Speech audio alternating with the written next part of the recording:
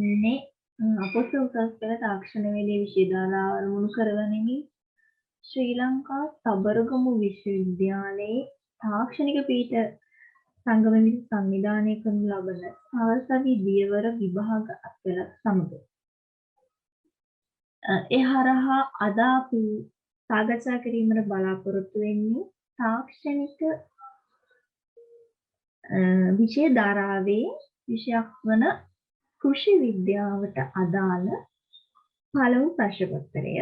එහිදී අපි කායික තත්ත්වයේ භෝගාගාව කෘෂි විද්‍යාව අරමුණු ආහාර පරිරක්ෂණය සහ පරිභෝග පාලනය පිළිබඳ පාඩම් එකතු කරලා තමයි මේක හදලා තියෙන්නේ. මේ වන විටත් ඔයාලා ළඟ මේ පේපර් එක නැත්නම් පහළ තියෙන description box එකක් ඒකට ගිහිල්ලා Telegram group එකකින් අදාළ link එක හරහා මේ පේපර් එක ලබා ගන්න. මම පේපර් එකේ structure එක පොඩ්ඩක් කියන්නම්.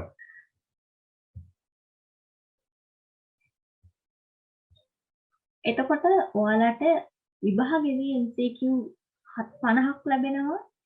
structure ප්‍රශ්න පත්‍රයේ ප්‍රශ්න 4ක් සහ MCQ essay ප්‍රශ්න 6ක් ලැබෙනවා. හරිද? එතකොට ඒ 6න් 4ක් ලියන්න ඕනේ නංගි මල්ලියේ.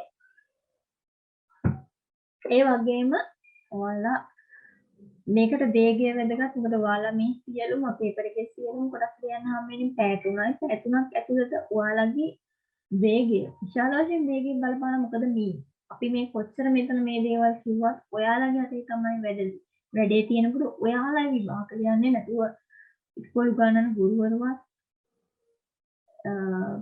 අනිත් කවුරුත් නෙමෙයි. අපි නෙමෙයි ගිහිල්ලා ලියන්නේ නේ. ඔයාලා තමයි විභාග ලියන්නේ. ඔයාලා අතේ මේ වැඩේ තියෙන්නේ. ඔයාලගේ අතේ හුරුව තමයි තියෙන්නේ. මේ தත්ත්වය මත අපි දන්නවා නංගි මල්ලි ගොඩක් පේපර් කරන්න ඉගෙන ගැනීම අවස්ථාව නොලැබුණා. නමුත් විභාගය නොතිබේ තියෙන්නේ නැතුව නෑ තියෙනවා. ඒ ඔයාලගේ යුතුයකම මේක කරන එක ගොඩ දාගන්න. එතකොට MCQ 20ක් හම් වෙනවා. මම කතා කරන්න මුලින්ම MCQ ප්‍රශ්න පත්‍රයේ MCQ වල ගත්තාම නංගි මල්ලේ MCQ උඩින් පල්ලෙන් කොයි වෙලාවකවත් ගහන්න ලෑස්ති වෙන්න එපා. ප්‍රශ්නේ හරියට කියවන්න, උත්තරේ හරියට කියවන්න ඔයාලා හදාගෙන යන්න. හරියට උත්තරේ තෝරන්න. මම දැන් මුලින්ම ප්‍රශ්න පත්‍රයට යනවා. සියලුම ප්‍රශ්න වලට පිළිතුරු සපයන්න. ප්‍රශ්න 20ක් දීලා තියෙනවා. දැන් කියන්න මුළු ප්‍රශ්න පත්‍රයේ සියල්ලටම පිළිතුරු සපයන්න කියලා. ඒ වගේම 1 2 3 4 යන පිළිතුරු නිවැරදි හා වඩාත්ම. කොයි වෙලාවකත් උඩින් පල්ලෙන් ගහන්න එපා. නිවැරදිව වඩාත් පිළිතුරු තෝරන්න. පළවෙනි එක පැරණි වැව්වල අඩංගු ජල ප්‍රමාණය මණ්ඩල ඇතුළේ. ඕගොල්ලෝ නංගි මල්ලි ඉගෙන ගන්නවා වැවක කොටස්. අනිවාර්යයෙන්ම ඔයාලට කෘෂි විද්‍යාව අරමුණු කියන පාඩමකට තමයි මේක ඉන්නේ. එතකොට මේක මම අපි අරන් තියෙන 2016 වෙනි ප්‍රශ්න පත්‍රයෙන් පැරණි වැව්වල අඩංගු ජල ප්‍රමාණය මයින් මොකෙන්ද ජල ප්‍රමාණය මයින්?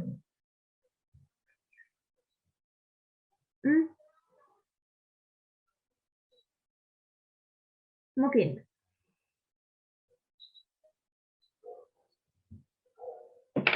සොරවුව ගත්තාම මොකද නංගි? සොරවුවෙන් වෙන වැඩේ මොකද්ද?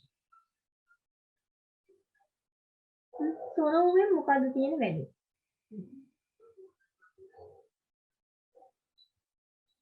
සොරවුව කියන්නේ මොකද්ද? වැවේ තියෙන ජල මාර්ග වල ජලය නිකුත් කරන්නේ. වැවේ තියෙන ජල මාර්ග වල ජලය නිකුත් කරන්නේ සොරවුව බඳින්න. සොරවුව වර්ග දෙකයි, ගොඩ සොරවුව සහ මඩ සොරවුව. ඒ වගේම දියකට පහන. දියකට පහන කියලා කියන්නේ ගවක ජල මට්ටම මනින ක්‍රමයක් තමයි. ඒක ජල මට්ටම මනින දියකට පහන. උත්තරේ එන්නේ දියකට පහන. නමුත් මම අනිත් ටිකත් කියලා දෙන්න. රළපනාව කියලා කියන්නේ වැවේ ආරක්ෂාව. වැව් බැන්නේ ආරක්ෂාව තමයි රළපනාව හදන්නේ. ඒකට හේතුව වැවෙන් එනවා විශාල අධිපීඩනයක් එක්ක රළපනක්. ඒක බලක් වෙයි. එතකොට වැව්වම හේදිලා යනවා. ලොකු ශක්තියක් නැහැනේ. ඒක හේදිලා යන සඳහා ඒක වැළක්වන්න තමයි වලපනාව හදලා තියෙන්නේ. හරිද? ඊළඟට බිසව කොටුව. පීඩණයෙන් වැඩි ජල කඳක් ආවම සොරවුවෙන්නේ පිටතට යන්නේ මං ඇලමාර්ග වල නිකුත් කරනවා කියන වැවෙන් එළියට යන එකනේ. ඇලමාර්ග අපි කියන්නේ වැවෙන් එළියට ගියාම වැවෙන් එළියට ගියාම ඇලමාර්ග වල නිකුත් කරන්නේ නේ. එහෙනම් එතකොට මේ සොරවුල් පිටදා අධික පීඩනයක් අතර ලොකු ප්‍රෙෂර් එකක් යටතේදී තමයි මේ ප්‍රෙෂර් එකක් යටතේදී තමයි යන්නේ. ජල කඳ යන්නේ ලොකු ප්‍රෙෂර් එකක් පීඩනයක් ඇති. ඒක වළක්වන්න තමයි බිසව කොටුව යොදා ගැනෙන්නේ. ඒ වගේ වාන් දානවා. ඒගොල්ලෝ අහලා ඇති ලොකු ඔය තියෙනවා නිල්ලලා ගඟ, එතකොට මහවැලි ගඟ, එතකොට දැවක් ගත්තත් එහෙමයි. බසවක් කුලම් වැව, එතකොට විවිධාකාර වැව තියෙන දාස් තේනකි වැව, එහෙම තියෙනවා කලා වැව, මින්නේරි වැව කියලා වැව තියෙනවා. ඒ වගේ වැව. ඒක විශාල ගාර්ෂාවකදී මොකද කියන්නේ ඕනම ඔය නිවුස් බලුවොත් අනිවාර්යෙන් කියන වාන් දාලා තියෙනවා. ඇයි වාන් දානවා කියන විශාල ජනපදයක් ගැන එළියට දාන්න හදලා තියෙන දුර්ග තමයි වාන් දුර්ග. ඒතකොට උත්තරය 5 දියකට පහන. දෙවැනි ප්‍රශ්නය වැවෙහි අඩංගු ජල ප්‍රමාණය සියලුම භූමි වගා කිරීමට ප්‍රමාණවත් නොවන විටදී කෘෂි කර්මාන්තයේදී සාම්ප්‍රදායිකව අනුගමනය කරන ක්‍රමය වන්නේ. පළවෙනි එක පංගු පේරු ක්‍රමය. 2 බෙත්මය. 3 කට්ටි මාරුය. 4 තට්ටු මාරුය. 5 අත්තම්. අහන්නේ වැවෙහි ජල ප්‍රමාණය අඩංගු ජල ප්‍රමාණය සියලු භූමි ප්‍රමාණවලට වගා කිරීමට ප්‍රමාණවත් නෙවෙයි. ඒ කියන්නේ දැන් හැම වැවේ තියෙන ඔක්කොම වැවේ තියෙන ජලය අපිට ලබා ගන්න පුළුවන් කොටසයි ලබා ගන්න පුළුවන්. හැම භූමියකටම දෙන්න බැරි නම් මොකද්ද අනුගමනය කරන්න කියලා අහන්නේ. මොකද්ද අනුගමනය කර? පංගු ප්‍රේරුව කියන්නේ මොකද්ද? පංගුවේ මෙයාට දෙනවා එක කට්ටියකට එක කට්ටියක නෑ. කට්ටි මාරු. කට්ටිය මාරු කරනවා. අත්තම් ක්‍රමයට කියන්නේ කාලයකදී. උත්තරය බෙත්මය. ඒක තියාගන්න බෙත්ම ක්‍රමය. ඒක අපි දැම්මේ 2014 A-level ප්‍රශ්න පත්‍රයේ. කෘෂිකර්ම අංශ සංවර්ධනය කිරීම සඳහා ශ්‍රී ලංකා රජය විසින් කරන ලද මැදිහත් වීම සමහරක් පහත දැක්වේ. ඊළත මැදිහත් වීම අතරින් හරිත විප්ලවයට සජීවව සම්බන්ධ වනුයේ. ඒ ඉහළ අත්සනු දෙන ප්‍රභේද හඳුන්වා දීම. B. වියලි කලාපයේ වාරි යටිතල පහසුකම් දියුණු කිරීම. C. පොහොර සහනාධාර ලබා දීම. දැන් මෙහෙමයි. ඒ කියන්නේ එවක රජයේ කාලේ රජයක් දැන් ඉන්න රජේ වගේම එක එක මේ විසඳුම් දෙනවා දැන්. ගොඩක්ම විසඳුම් දෙන්න වෙලා තියෙන්නේ ඔයාලා දන්නවා ඇති ඉතර දැනුත් එහෙමයි ඉතරත් එහෙමයි.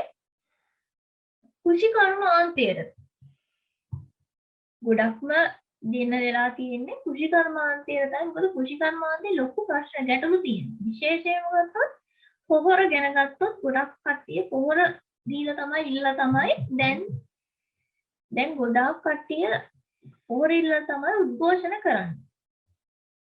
ඔයාලා දැකලා ඇති.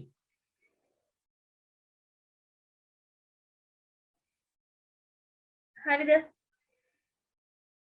එතකොට දැන් රජේ වගේ මේ කාලේ රජය දුන්න දැන් මේක නගා සිටීමට එක මේ ක්‍රම එක විසඳුම් දුන්නා. ඒ දීලා තියෙන විසඳුම් තමයි නම් මල්ලි දැන් ඔය දීලා තියෙන්නේ. අපෙන් අහන්නේ හරිත විප්ලවයට ඍජුවම සම්බන්ධ වෙන්නේ මොකක්ද කියලා. මොකද නංගි මල්ලි හරිත විප්ලවය කියලා කියන්නේ? හරිත විප්ලවය ඇති වෙන්නේ මොකක් වෙලාද? හරිත විප්ලවය ඇති වෙන්නේ 1950 කාලෙදී ඒ මොකද මේ ඒ කාලේ හරිතය කියන්නේ කෘෂිකර්මාන්තය සම්බන්ධ විප්ලවයක් තමයි හරිත විප්ලවය කියලා කියන්නේ. එතකොට මේ අර විප්ලවය කියන්නේ කෘෂිකර්මාන්තය නැත්නම් කෘෂිකර්මය කරන්න බැරි තත්ත්වයකට පත් වෙනවා තමයි ගොවියෝ පාට බැලලා උද්ඝෝෂණ කළේ. ඒක තමයි හරිත විප්ලවය කියන්නේ. ඒක ග්‍රීන් රෙවොලූෂන් කියලා අපි කියනවා. ඒක තමයි ඔය හරිත විප්ලවයෙන් අදහස් කරන්නේ. එතකොට අහනවා ඔය හරිත විප්ලව ඍජුවම සම්බන්ධ වෙලා තියෙන්නේ මොකද්ද?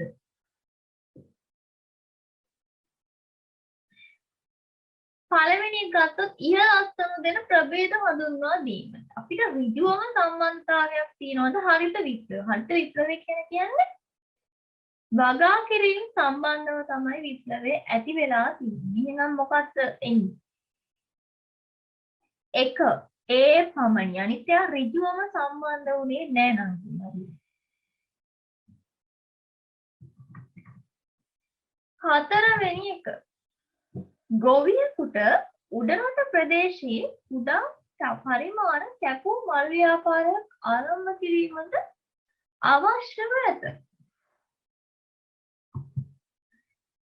එතකොට අහන උචිත ප්‍රචාරක ව්‍යුහය මොකක්ද කියලා. මොකක්ද රංගේ මල්ලියේ උචිත ප්‍රචාරක ව්‍යුහය? දැන් බලන්නකෝ මේ දැන් මේ උඩරට කියලා කියන්නේ හරිම මේ රස්නේ පැත්ත. උඩරට පැත්තේ ටික වායු දූෂණය ටිකක් වැඩි. එතකොට අහන්නේ කුඩා මල් ව්‍යාපාරය. සාමාන්‍ය වල ගන්න මල් ව්‍යාපාරවලට තෝරා ෂොප් වලට සාමාන්‍යයෙන් මේ රස්නය තිබිලා බෑ. අනිවාර්යයෙන්ම ආර්ද්‍රතාවය නැත්නම් උණුසුම නැත්නම් සීතල වැඩියෙන් තියෙන්න ඕනේ. අපි ආර්ද්‍රතාවය ඉහළ තත්ත්වයක පවත්වා ගන්න ඕනේ. උෂ්ණත්වය අඩු කරලා. එහෙනම් අපිට ඒවට හරිතාගාර භාවිතා කරන්න බෑ. හරිතාගාරයක් ගන්නේ උණුසුම ලබා ගන්න. දැඩි තාප දැඩි කිරීමේ ඒකකයක් ඒ විදිහ. උණුසුම් පාතිය වල කිව්වහම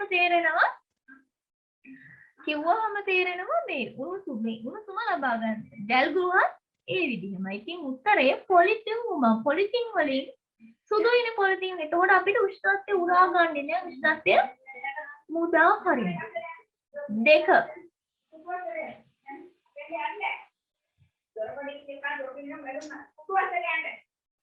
පස්වෙනි ප්‍රශ්නය. ප්‍රචාරක ව්‍යුහ තුල හරිතාගාර ආචරණය යොදා ගන්න ලබන්නේ. අපි මේ ප්‍රශ්නේ දාලා තියෙන 15 වෙනි ප්‍රශ්න පත්‍රයේ පළවෙනි උත්තරය පත්‍රවල හරිත පැහැය රැක ගැනීමට. දෙවැනි උත්තරය ඉහළ උෂ්ණත්වය පවත්වා ගැනීමටය. 3 ඉහළ ආර්ද්‍රතාවයක් පවත්වා ගැනීමට. 4 ඉහළ ආලෝක තීව්‍රතාවය පවත්වා ගැනීමට. 5 ප්‍රශස්ත ආලෝක ගුණාත්මයක් පවත්වා ගැනීමට. හරිතාගාරයක් මොකල්ලුත් කලින් ප්‍රශ්නේදී හරිතාගාරයක් කියලා කියන්නේ අපි හරිතාගාරයක් යොදාගන්නේ සාමාන්‍යයෙන් සීතල පැතිවල. නුවරඑළිය වගේ ඔය ස්ට්‍රෝබෙරි වගා කරනකොට වගේ අපි හරිතාගාර තුල තමයි ඒව වගා කරන්නේ. හේතුව නුවරඑළිය කියලා කියන්නේ ඔයාලා දන්නා ඇති මන්ගේ වලේ සීතල පැත්තක්.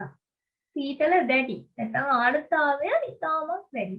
උෂ්ණත්වයක් කියන දෙයක් නැහැ. ඉතින් අපි හරිතාගාරය යොදාගන්නේ උෂ්ණත්වය පවත්වා ගන්න. නියමිත උෂ්ණත්වයක් ඕනම ශාකයකට උෂ්ණත්වයක් සහ මේ ආර්ද්‍රතාවයක් තියෙන නියත උෂ්ණත්වයක් තියෙනවා, නියත ආර්ද්‍රතාවයක් තියෙනවා.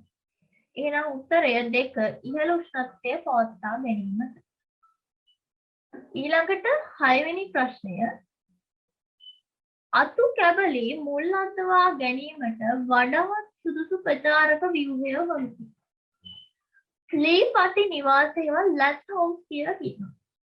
2 පොලිතින් පොලිතන. 3 හරිතාගාරය ග්‍රීන් හවුස්.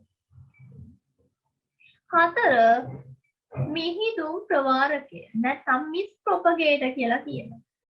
5 සූර්ය විකිරණ නිවාස. solar radiated house.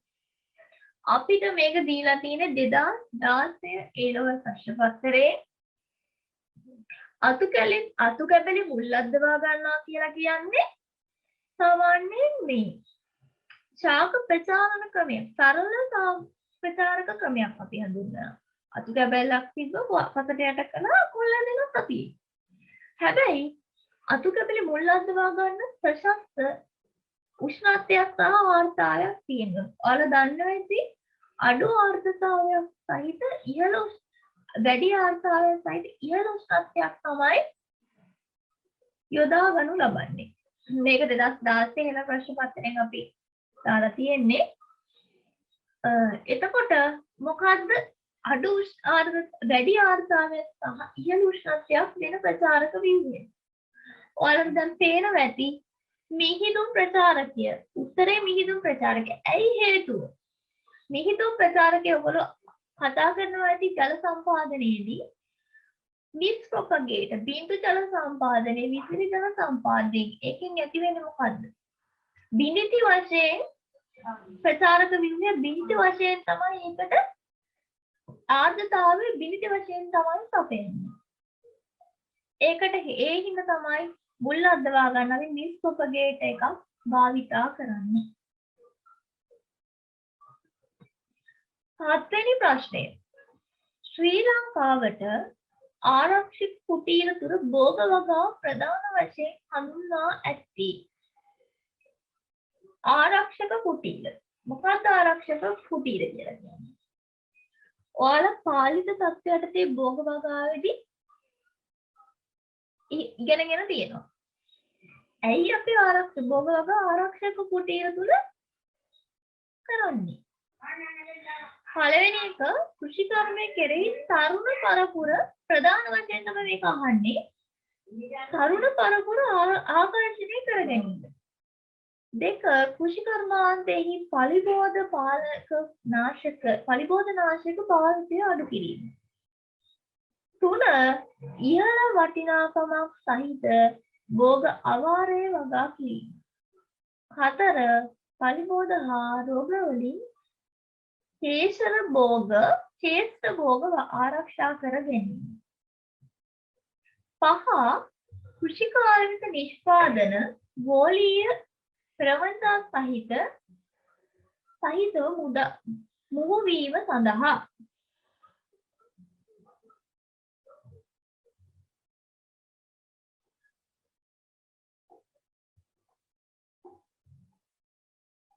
හරිද?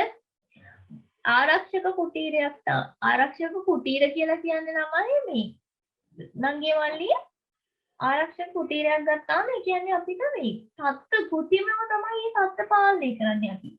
ඒකනේ අපි පාලිත භෝග පරිසරයේ භෝගගා කියලා කියන්නේ. මිනිස්සු ඔය වායව හා පාංශ තත්ත්ව කෘතිමව තමයි පාලනය කරන්නේ.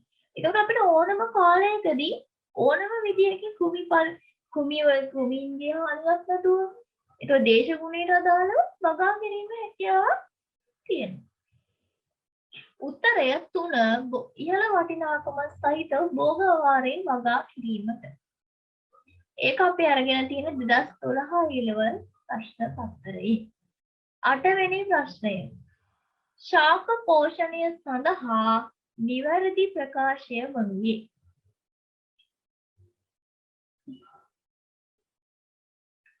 බෝරෝන් උණතාව මිටි ස්ථූල කඳක් ඇතිවීමට හේතු වේ. හොඳට මතක තියාගන්න අංගිය මල්ලි මේ MCQ ප්‍රශ්නවලට උත්තර සපයද්දී මුලින්ම ප්‍රශ්නය හරියට කියවන්න. ප්‍රශ්නය සහ උත්තරය කියවන්න. මොකද ගොඩක් කට්ටිය කරන දෙයක් තමයි උත්තරය කියවන්නේ දැක්කම ගමන් ගහලා ඉවරයි. හැබැයි උත්තරේ වෙන දෙයක් තියෙන්න පුළුවන්. ඊට වඩා ගැඹුරු දෙයක් තියෙන්න පුළුවන්. එතකොට සමහර ප්‍රශ්න පත්‍රයේ ප්‍රශ්න පත්‍ර තියෙනවා හරිම ලේසි. හැබැයි අපි කරලි වුණාට පස්සේ එන ප්‍රතිඵලය වෙනස්. අපි ලියලා හරිම ලේසියෙන් ලියනවා. හැබැයි ප්‍රතිඵල ආපුවා අපිට හිතා ගන්න බෑ අපිට මේ ප්‍රශ්න පත්‍රය ලියුවේ කියලා. ඒ මොකද අපි හිතන්නේ ලේසි.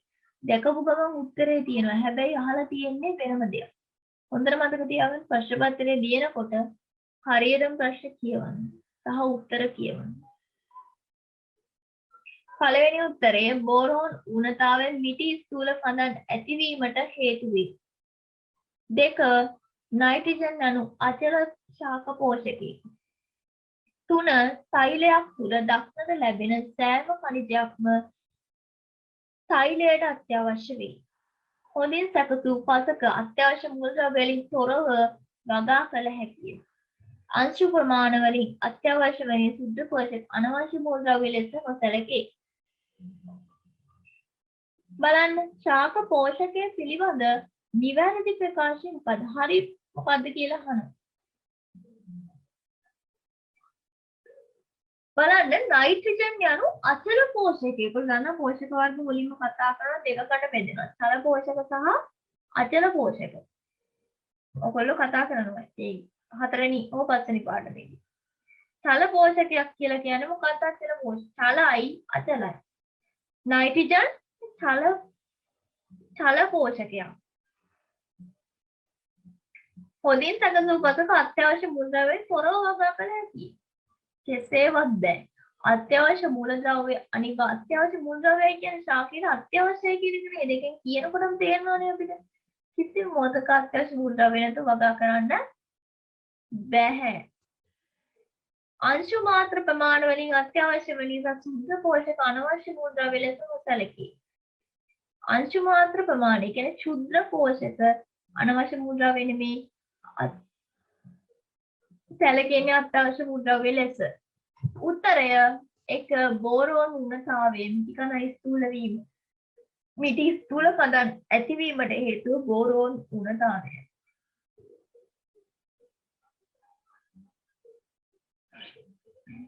නවවෙනි ප්‍රශ්නය අවමය පිළිබඳ ලීබිග්ගේ නියමය. මොකක්ද අවමය පිළිබඳ ලීබිග්ගේ නියමය? ලීබිග් කියන්නේ විද්‍යාඥයෙක්. එයා පෝෂක ඌනතා පිළිබඳව නියමයක් ගෙනාවා. එයා පෝෂක ඌනතා පිළිබඳව නියමයක් ගෙනාවා. දැන් ඔය ඕකෙන් අහන්නේ මොකද්ද? ඒ නියමයේදී සීමාකාරී සාධක මොනවාද කියලා අපේ. මොනවාද සීමාකාරී සාධක? ලීබිග් කියන්නේ මොකද්ද කියලා අහන්නේ අපි. බලන්න පසෙහි අවම ප්‍රමාණයකින් තිබෙන පෝෂකය මගින්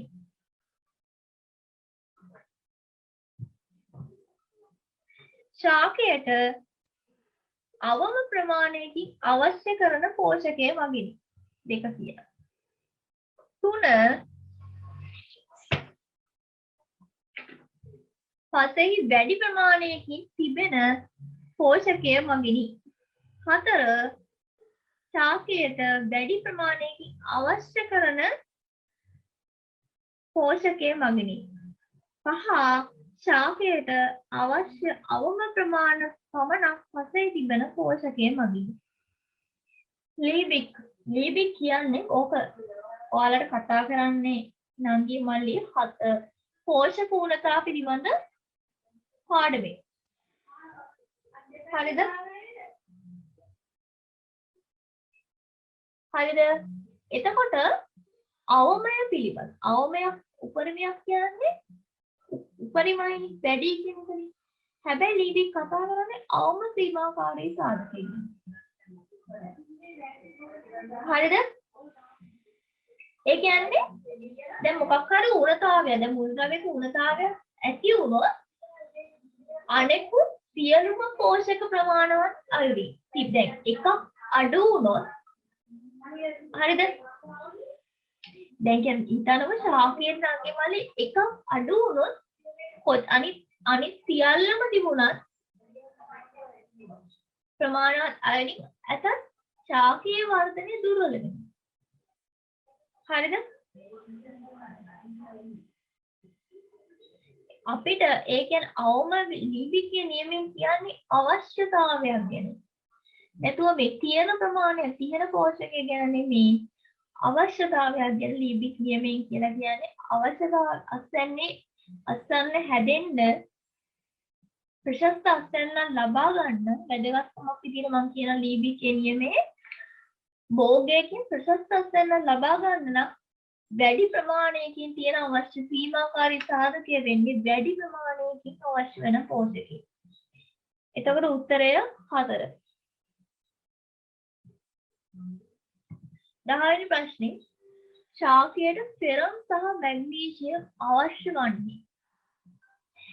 ඒවා දෙන්නේ ඉතින් ඔයාලා අහලා ඇති මේ ශාක උණත ඕනම පාඩම ශාක පෝෂණ පාඩමේ තමයි ඒකත් ලබා දෙන්නේ ඔයාලට කතා කරන්නේ. හරිද?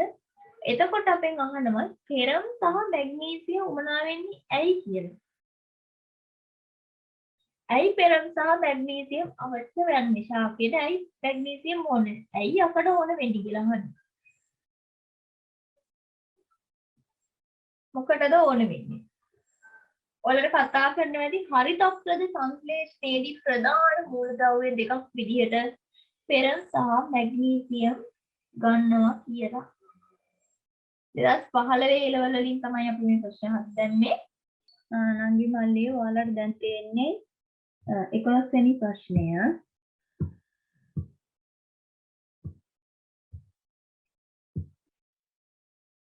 පේනවා ඇති ප්‍රශ්න බලන්න 2015 A-level වලින් තමයි ඔයාලට මේ ප්‍රශ්නේ දාලා තියෙන්නේ. සම්පූර්ණ රූපාන්තරණය දක්වන කුමියකු පාලනය කිරීම සඳහා වඩාත් උචිත අවස්ථාව වන්නේ. ඔයාලා අහලා ඇති පලිබෝධ පාලනයේදී ඔයාලට කතා කරනවා. සම්පූර්ණ රූපාන්තරණය සහ අසම්පූර්ණ රූපාන්තරණය ගැන. මොකද්ද සම්පූර්ණ රූපාන්තරණය කියන්නේ? මොකද්ද අසම්පූර්ණ රූපාන්තරණය කියලා කියන්නේ? සම්පූර්ණයි කියලා කියන්නේ නම් මේ මල්ලි ජීවන චක්‍රය. අපි ගත්තොත් මිනිස්සෙගේ හෝ සතුටුගේ කුමියක ඕනම කෙනෙකුගේ ජීවන චක්‍රයක්. ඒ කියන්නේ අපි ඉපදිච්ච ගමන් මේ වයසට යන්නේ නැහනේ. කෙමෙන් තමයි ඒ තත්ත්වයටපත් වෙන්නේ. මේ වගේ කුමීන්ටත් තියෙනවා සම්පූර්ණ රූපාන්තරණ කොටස් දෙකක්. එකක් තමයි සම්පූර්ණ රූපාන්තරණය. සම්පූර්ණ රූපාන්තරණය ගත්තාම ජීවන චක්‍රයේ එකිනෙකට වෙනස් අවධීන් 4ක් දක්වනවා. එකක් තමයි බිත්තර. හරිද? කීට අවස්ථාවක් තියෙනවා. ඊළඟට පිලා අවස්ථාව සානේ තමයි සූඹුවක් වෙන්නේ. හැබැයි අසම්පූර්ණ රූපාන්තරණයේ ජීවන චක්‍රයේ කොටස් 3යි තියෙන්නේ. බිත්තරය ඊළඟ ශිෂුවා. දෙලින්ම ශිෂුවා විදියට නම් කීට අවස්ථාවක් පිලව අවස්ථාවක් අපිට පෙන්වන්නේ නැහැ. සූඹුල් අවස්ථාවේ අවසන් වෙනවා. එහෙනම් උත්තරය මොකද්ද? වඩාත් උචිත අවස්ථාව මොකක්ද අහනවා. මොකද්ද වඩාත් උචිතම අවස්ථාව සම්පූර්ණ රූපාන්තරය දැක්වීම සඳහා? කීට අවස්ථාව. හොඳට මතක තියාගන්න කීට අවස්ථාව තමයි වඩාත්ම. දැන් අරකේ කීට අවස්ථාවක් නැහැ. අසම්පූර්ණ රූපාන්තරය. මේ සම්පූර්ණ රූපාන්තරයේ කීට අවස්ථාවක් තියෙනවා. 12 වෙනි ප්‍රශ්නේ ශාකයකින් ශාකයකට රෝගකාරකයන් රැගෙන යන්නේ. මේ කතා කරන්නේ පලිබෝධ පාලනයේ පාණවේදී මොකක්ද අතන මේ රෝගකාරකීන් ගැන. වාහකීන් රෝග ශාක රෝග එතකොට පැලෑටි වල් පැලෑටි ගැන කතා කරනවා. එතකොට මොකද්ද රෝගකාරකීන් ගැන කියන්නේ? මොනවාද?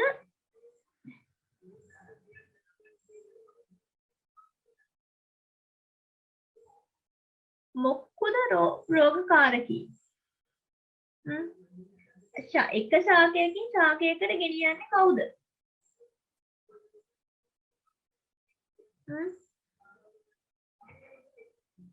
ඔය මේ ඔයගොල්ලෝ දන්නවනේ ඉක්මනට මේ ලෙඩ රෝග බෝ වෙන්නේ අපිට දැන් ඕනම රෝගයක් ඉක්මනින් බෝ වෙන්නේ මොකද?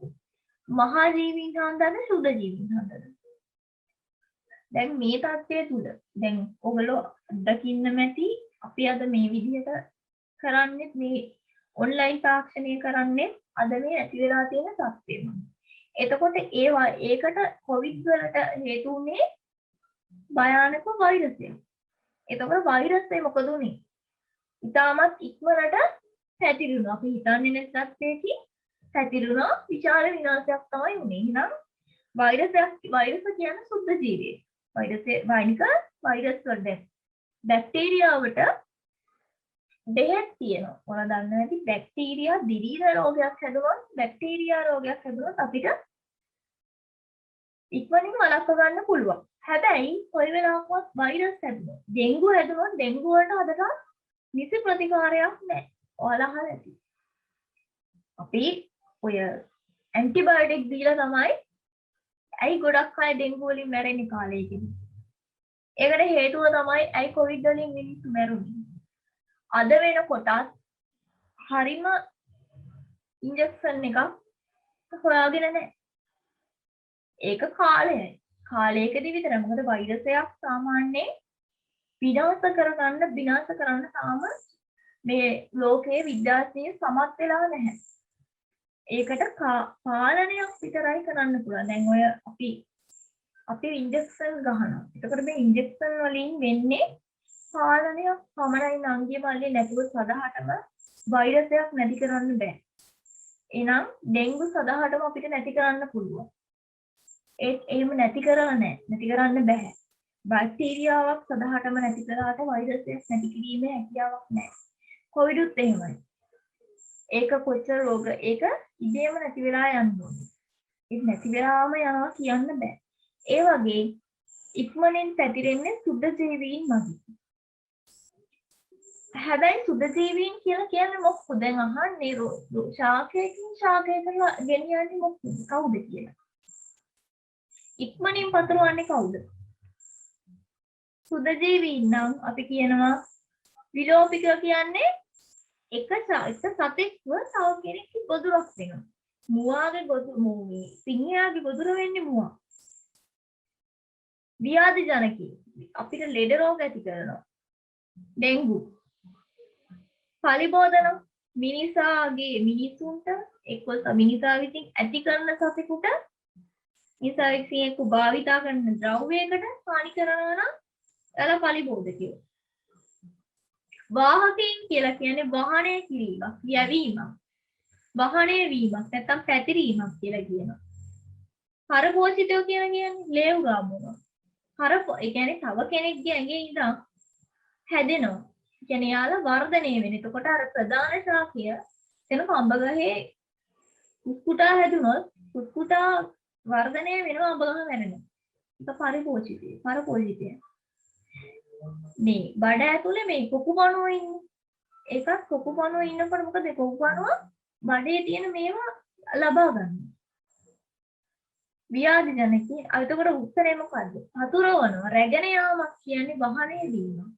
එහෙනම් උත්තරේ වාහකී. 12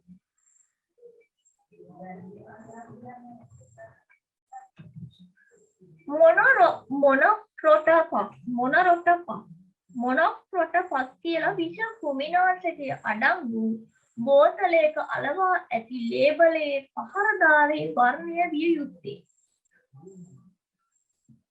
නංගි මල්ලි වලට පලිබෝධ පාලනයේදී කතා කරනවා වල්නාශක නැත්නම් වල්නාශක කුමිනාශක කියලා. ක්‍රමියෝ විනාශ කිරීම සඳහා විවිධ ආකාර ක්‍රිමිනාශක වර්ග භාවිතා කරනවා. හැබැයි ක්‍රිමිනාශක වර්ග අපි වර්ග කරනවා වර්ග කිහිපයකට. ඊටමත් විෂ සහිත නම් මෙන්න මේ වර්ණය, මධ්‍යස්ථ නම් මේ වර්ණය, ඊටමත් පහළ තත්ත්වයෙන් කියනවා නම් මෙන්න මේ වර්ණය කියලා. අපෙන් අහන්නේ මෙන්න මේ ක්‍රිමිනාශකයේ අලවලා තියෙන පහළ මොකද්ද? අපි ඒක දැනගන්න ඕනේ මේ පුරනාශකය ඊටමත් විෂ සහිතද, විෂයෙන් බාලද නැත්නම් මධ්‍යස්ථ දැනන් තියෙන්නේ කියලා. ඒක ඔයාලා නෝට් එකේදී තියෙන දෙයක්.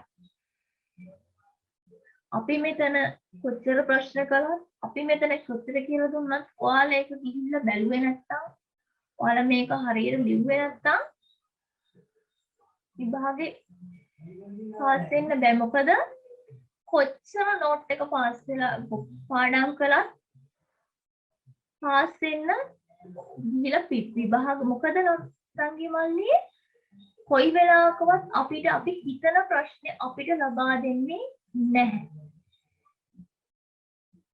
ඒක හොඳට මතක තියාගන්න වටෙන් කරකවලා දෙන්න. මොකද ඒක මම දැකලා තියෙන දෙයක්. මම දන්නම දේ ඒ ප්‍රශ්නේ මම දන්නවා ලියලා.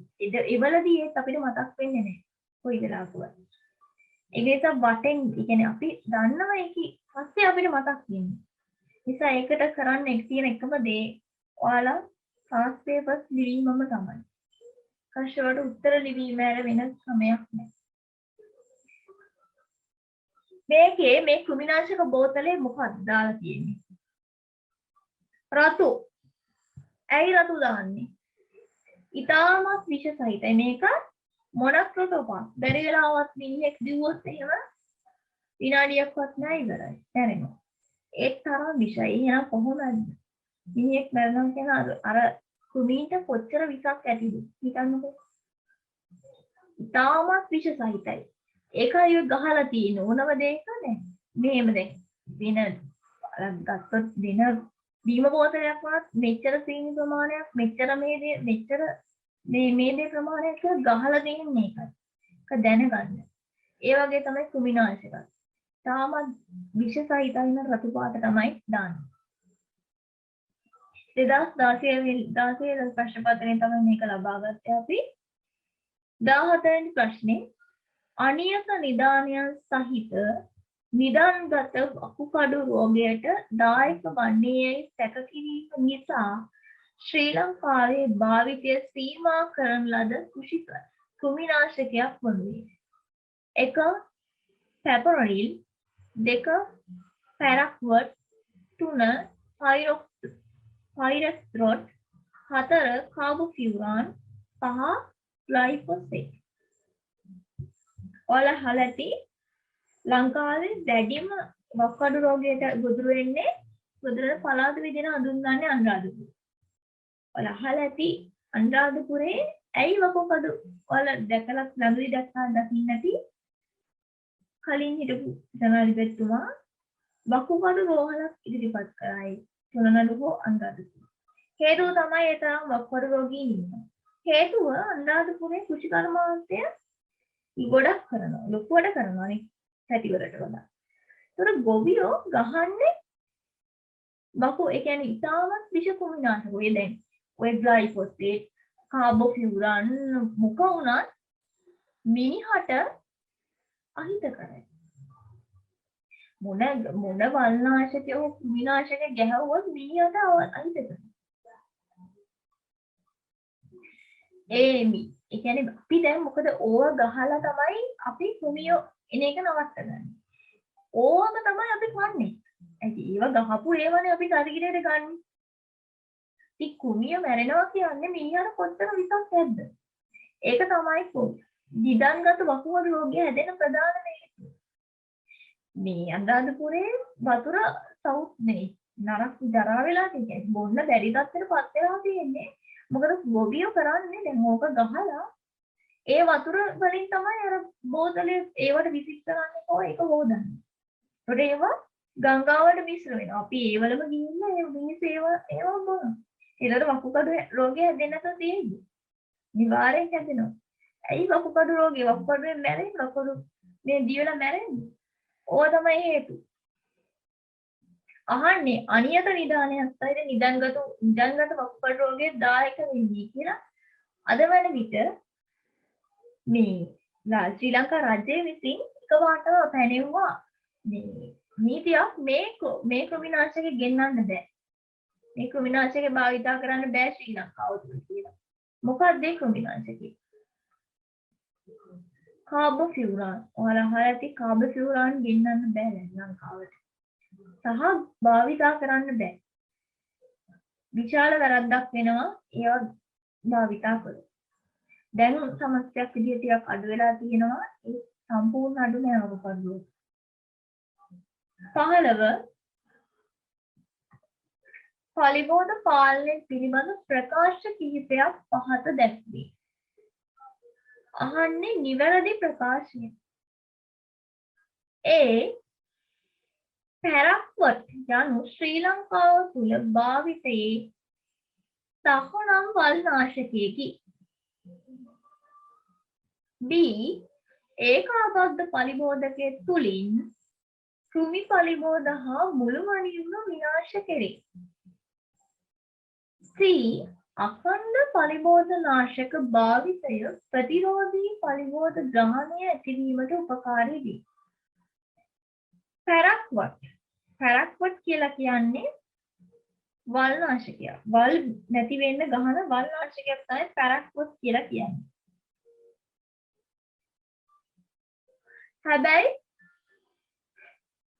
අද වන විට පැරක්වත් නැහැ ලංකාවේ. මොකද කාබෝෆියුරාන් වගේම පැරක්වත් ලංකාවේ භාවිතය නැති කළා. ඒ තරම් විසයි මිනිසුන්ට විවිධ රැඩ රෝග හැදෙනවා. පිළිකා විශාල ප්‍රධාන වශයෙන් පිළිකා සහ මක්බඩු රෝග. 2. ඒකාබද්ධ පලිබෝධ පාලනය. ඒකාබද්ධ පලිබෝධ පාලනය කියන්නේ මොකක්ද? පලිබෝධ පාලනය කරන්නේ කොටස් එකතු කරලා.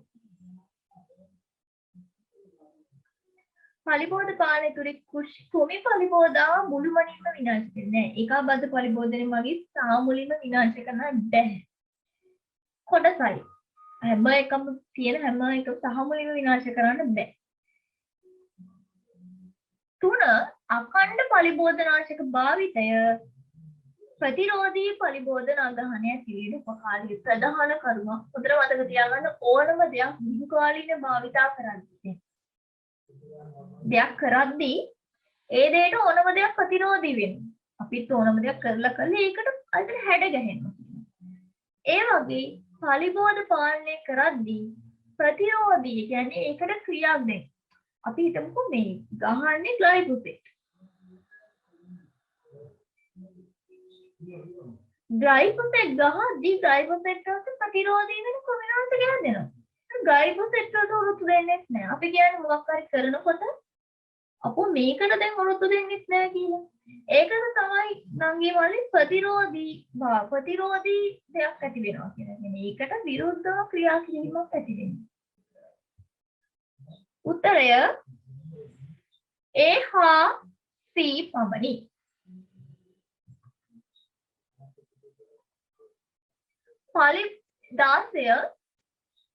පලිබෝධ නාශක නිපදවන ලද වෙළඳ සමාගම කුමක් වුවද පලිබෝධ නාශක ලේබලයක නොවෙනස්ව පවතින නාමය වනුයේ. 16 බලන්න පලිබෝධ නාශක නිෂ්පාදනය කරන එක සමාගමකින් දෙක කඩේකින් අපිට ගන්න පුළුවන් එකකින්ද නිෂ්පාදනය කරන්නේ. කොයිම වෙලාවකවත් මේ එක කඩයක් මේක සමාගමක් නෙමෙයි තියෙන්නේ. ගොඩක් සමාගමක් තියෙනවා.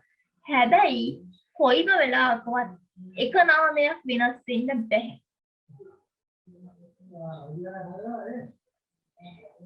එක නාමයක් වෙනස් වීමේ හැකියාවක් නැහැ. දැන් මොකද වෙනස් වෙන්න බැරි?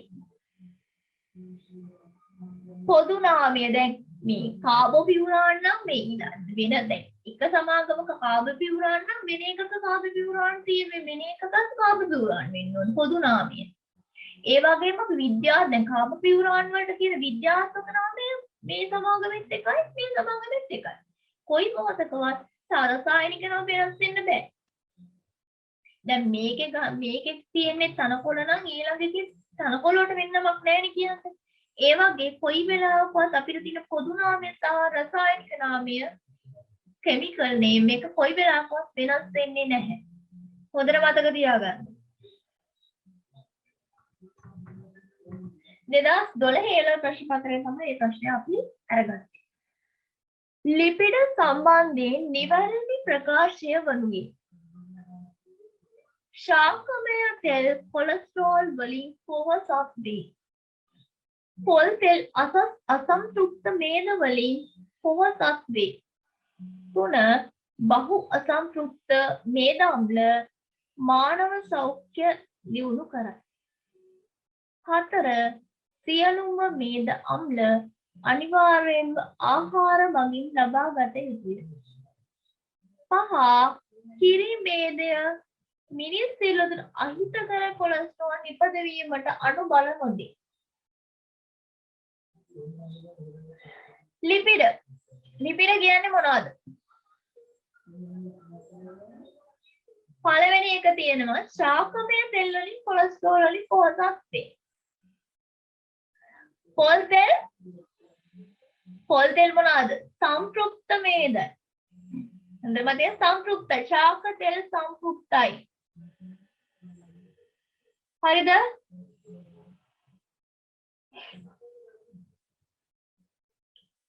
සියලුම මේදාම් අනිවාර්යයෙන්ම නෑ. සියලු මේදාම් කොයි වෙලාවකවත් අනිවාර්ය ආහාර වලින් විතරක් ගන්න බෑ. ඇයි අපිට බේත් පෙති බොන්නත් පුළුවන්. මේ දම්ල අනිවාර්ය ආහාර වලින් ලබා ගන්න ඕනේ. මොන ගුලිය එහෙම තියෙන්නේ? කිරි මේදේ මිනිස් සිරුරට අහිත කොලෙස්ටරෝල් නිපදවන අනුබල නොදී. කොලෙස්ටරෝල් කියලා කියන්නේ මොකද්ද? ඔයාලා අහලා ඇති. දැන් වැඩිහිටි සමාජය තුල වැඩියෙන්ම තියෙන ලෙඩ රෝගයක් තමයි කොලෙස්ටරෝල් වැඩි වෙනවා. අධික කොලෙස්ටරෝල් වැඩි වුණොත් මොකද වෙන්නේ? මොළයට හානි වෙන්න පුළුවන්.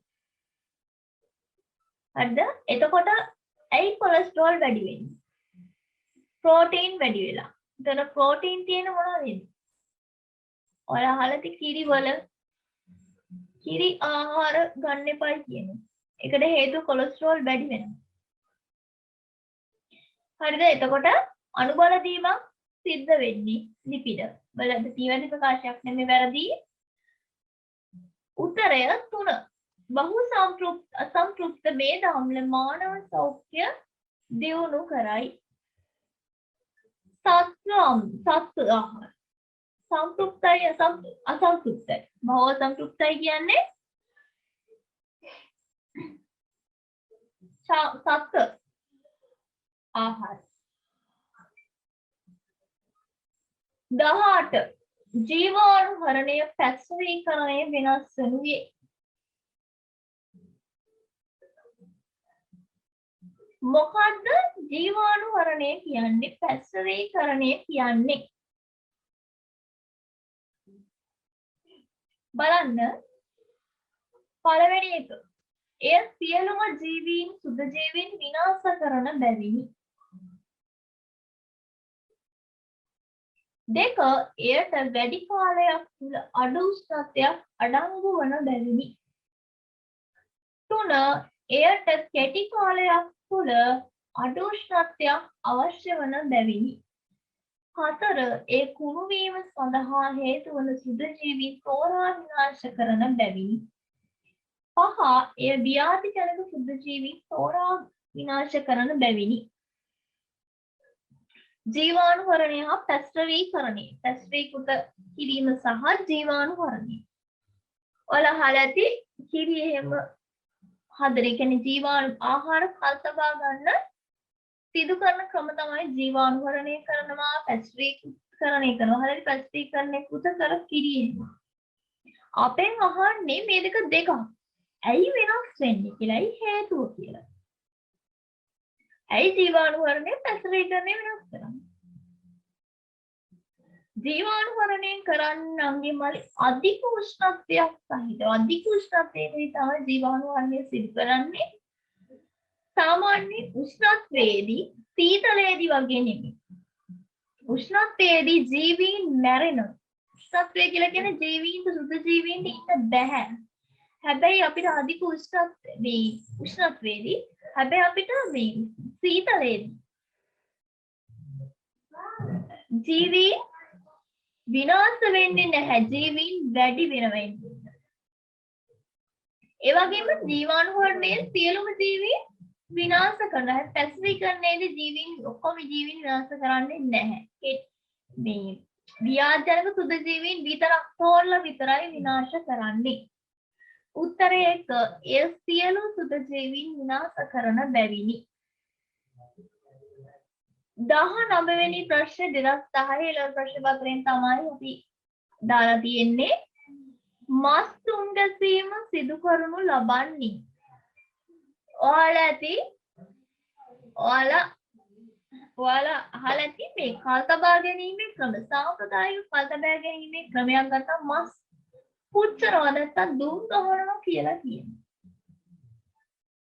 ඇයි මස් දුම් ගහන්නේ කරන්නේ? ඇයි දුම් ගැසීම කරන්නේ කියලා අහනවා.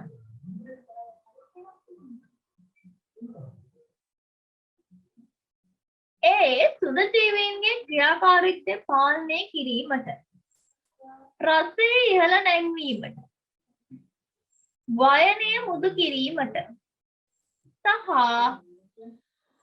ජල ක්‍රියාකාරීත්වය අවමකින මස් තියෙනවනේ ඇයි මස් පුච්චන්නේ දැන් මස්වල නංගී මල්ලි මොනවද තියෙන්නේ ජලය තියෙනවනේ අපිට දැන් ජලය තිබුණොත් මොකද වෙන්නේ වැඩි කාලයක් පියාගන්න බෑ උදාහරණයක් වැඩි කාලයක් තියෙන ඉක්මනට නරක් වෙනවා. ඒතකොට උත්තරේ එතන එක උත්තරයක් එනවා ජල ක්‍රියාකාරීත්වය අවම කිරීම D එනවා. එතකොට D එන උත්තරය උත්තර හතරක් තියෙනවා D තියෙන. එතන පළවෙනි එක කැපිරෙනවා. ඊළඟට රසය ඉහළ නැංවීමට පුච්චපු මස් හරිම රහයි. වල කාලය ඇති නම් කියනවා පුච්චපු මස් දුම් ගහපන් හරි රහයි. දෙකයින් B සහ D හරි. අනිත් එක සුද්ධජීවීන්ගේ ක්‍රියාකාරීත්වය. සුද්ධජීවීන් ක්‍රියාකාරී කියන්නේ මේ පුච්චපුවාම මස් උෂ්ණ උෂ්ණත්වයකද සුද්ධජීවීන් මැරෙනවා නම් ගිය මල්ලි මැරෙනවා. එතකොට ක්‍රියාකාරීත්වය පාලනය වෙනවා.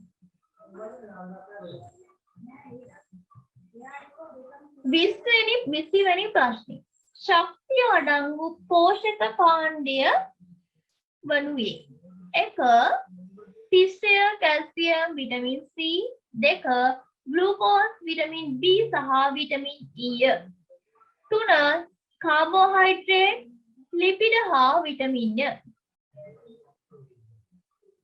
4 සෙලියුලෝස් මෙථියෝනින් හා ස්ටෙරික් අම්ලය 5 අත්‍යවශ්‍ය ඇමයිනෝ අම්ල අත්‍යවශ්‍ය මේද අම්ල සහ අත්‍යවශ්‍ය khනිජ ශක්තිය තියෙන්නේ මොන වේද කියලා අහනවා. පිෂ්ඨය ශක්තිය තියනවද? තියනවනේ. කැල්සියම් ශක්තිය කඩක් වෙනවද? නැහැ. විටමින් C නැහැ. ග්ලූකෝස් විටමින් B සහ විටමින් E නැහැ. 1 සහ 2 අයිති වෙන්නේ නැහැ. කාබෝහයිඩ්‍රේට් ශක්තියක් තියෙනවා. ලිපිඩ තියෙනවා. හැබැයි විටමින් වල නැහැ. සෙලියුලෝස් කබඩා වෙලා තියෙනවා. මෙථියෝනින් සහ ස්ටෙරික් අම්ලයේ උත්තරය 4 නංගියේ මල්ලියේ 2012 ඉල්ල ප්‍රශ්න පත්‍රයෙන් තමයි 20 වෙනි ප්‍රශ්නය අරන් තියෙන්නේ. එතකොට මම දැන් මේ වෙනකොට MCQ 20 කතා කරලා ඉවරයි. ඊළඟට කතා කරන්න යන්නේ ස්ට්‍රක්චර් සහ essay ප්‍රශ්න පත්‍රය. හරි නංගියේ මල්ලියේ දැන් මම කතා කරන්න බලාපොරොත්තු වෙන්නේ ස්ට්‍රක්චර්ඩ් ප්‍රශ්න පත්‍රය සහ රචනා ප්‍රශ්න පත්‍රය. එතකොට ඔයාලා දන්නවා ඇති ස්ට්‍රක්චර්ඩ් ප්‍රශ්න පත්‍රය ව්‍යුහගත ප්‍රශ්න පත්‍රයේට ප්‍රශ්න 4ක් ඔයාලට ලැබෙනවා. ඒ වගේම රචනා ප්‍රශ්න පත්‍රයේ ප්‍රශ්න 6ක් සම්පූර්ණ ප්‍රශ්න 6කින් 4ක් ලියන්න අපිට 2යි අතරින් පුළුවන්. මොන දේ කළත් 2යි අතරින් පුළුවන්. 4ක් සම්පූර්ණයෙන් අපි ලියන්න ඕන. පැය 2යි හම්බෙන්නේ. හොඳට මතක තියාගන්න. සම්පූර්ණ ප්‍රශ්න 4ක් සහ සම්පූර්ණ ප්‍රශ්න එතකොට 8ක් ලියන්න. එතකොට ස්ට්‍රක්චර් ප්‍රශ්න පත්‍රය ගත්තාම අන්තිමලි හරිම උත්තරේ. කියන්නේ ඔයාලා කොච්චර දැන් දිග උත්තර ලිව්වත් එතන අදාළ උත්තරේ නැත්නම් අපිට ලකුණු හම්බෙන්නේ නැහැ. අපි අදාළ උත්තරේ ලිව්වොත් විතරයි එතන ප්‍රශ්නෙට උත්තරේ ලැබෙන්නේ. මොකද සාමාන්‍ය ස්ට්‍රක්චර් ප්‍රශ්න පත්‍රයේ කෙටි උත්තරය බලාපොරොත්තු. හොඳට මතක තියාගන්න කෙටි උත්තර පමණයි බලාපොරොත්තු වෙන්නේ. රචනා ප්‍රශ්න පත්‍රය ගත්තොත් හැඳින්වීම සහ අනිත් කරුණු විස්තර කිරීම. එතකොට හැඳින්වීම ගත්තාම අපේ සිලබස් එකේ කතා කරන හැඳින්වීම අනිවාර්යයෙන්ම ලියන්න. නැතුව කෑලි ලියලා අර වාගෙට ලිව්වට උත්තර ලැබෙන්නේ නැහැ. ඒක නිසා හරිම උත්තරය ලියන්න ඕගොල්ලෝ සූදානම් වෙන්න. නැතුව වාගෙට උත්තර ලියලා ඇවිල්ලා සතුටු වෙන්න එපා. ඒක වල ලකුණු ලැබෙනවයි කියලා හිතන්න එපා. කියලා ලකුණු ලැබෙන්නේ නැහැ. හරිද? මොකද රචනා ප්‍රශ්නේ ලකුණු 10ක් හැඳින්වීමට සහ අනිත් කරුණු මේ ලියනකොට තමයි 50ක් ලකුණු හම්බෙන්නේ. හරිම උත්තරේ ලියන්න ඕගොල්ලෝ පුරුදු වෙන්න. තව ටික කාලයයි ඔයාලට තියෙන්නේ. ඒක මතක තියාගන්න. ඔයාලගේ අතේ මේ වැඩේ තියෙන්නේ. අපි යම් ප්‍රශ්න පත්‍රයකට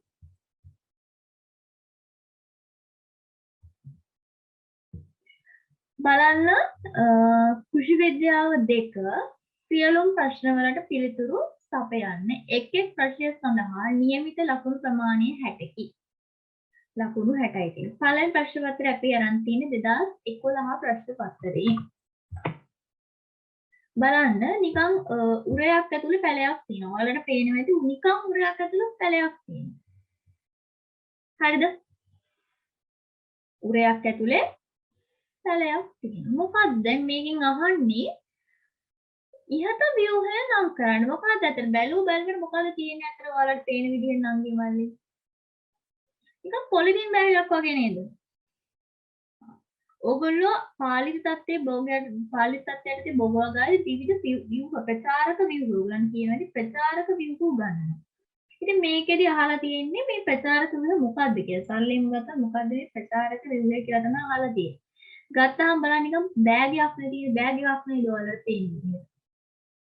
ඒකේ තියෙන පොලිතින් බෑගයක් තමයි ආවරණය කළා. අපිට පේන අවුරුදු සුදු පොලිතින් සුදු කියන්න බෑ. කිසිම මේකක් නැහැ, පේන්නේ නැහැ. හැබැයි බෑගයක් වගේ උතලා තියෙනවා. මොකද ඔයගොල්ලෝ කියන්නේ?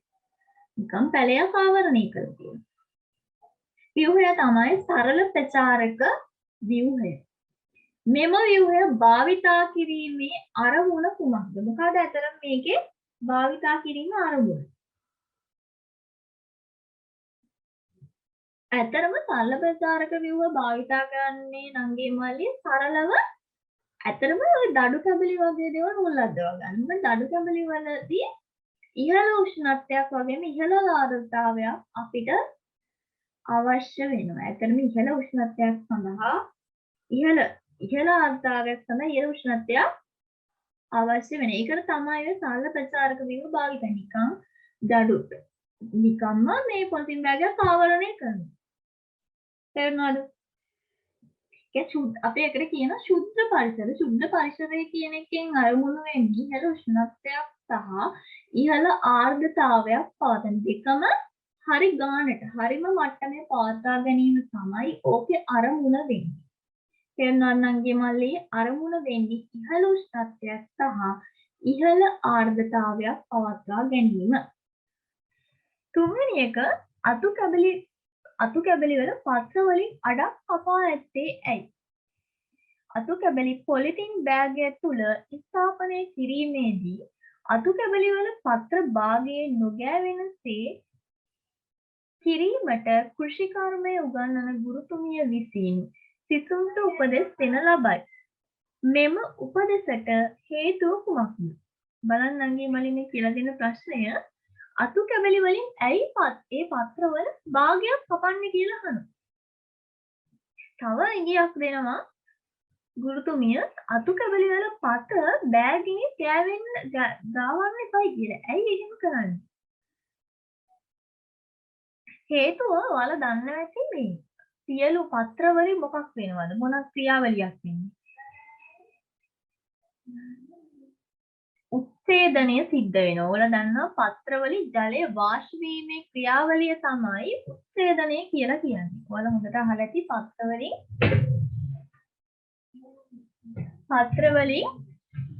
ජලය නැත්නම් වාෂ්ප ලෙස පිටවීම. හරිද?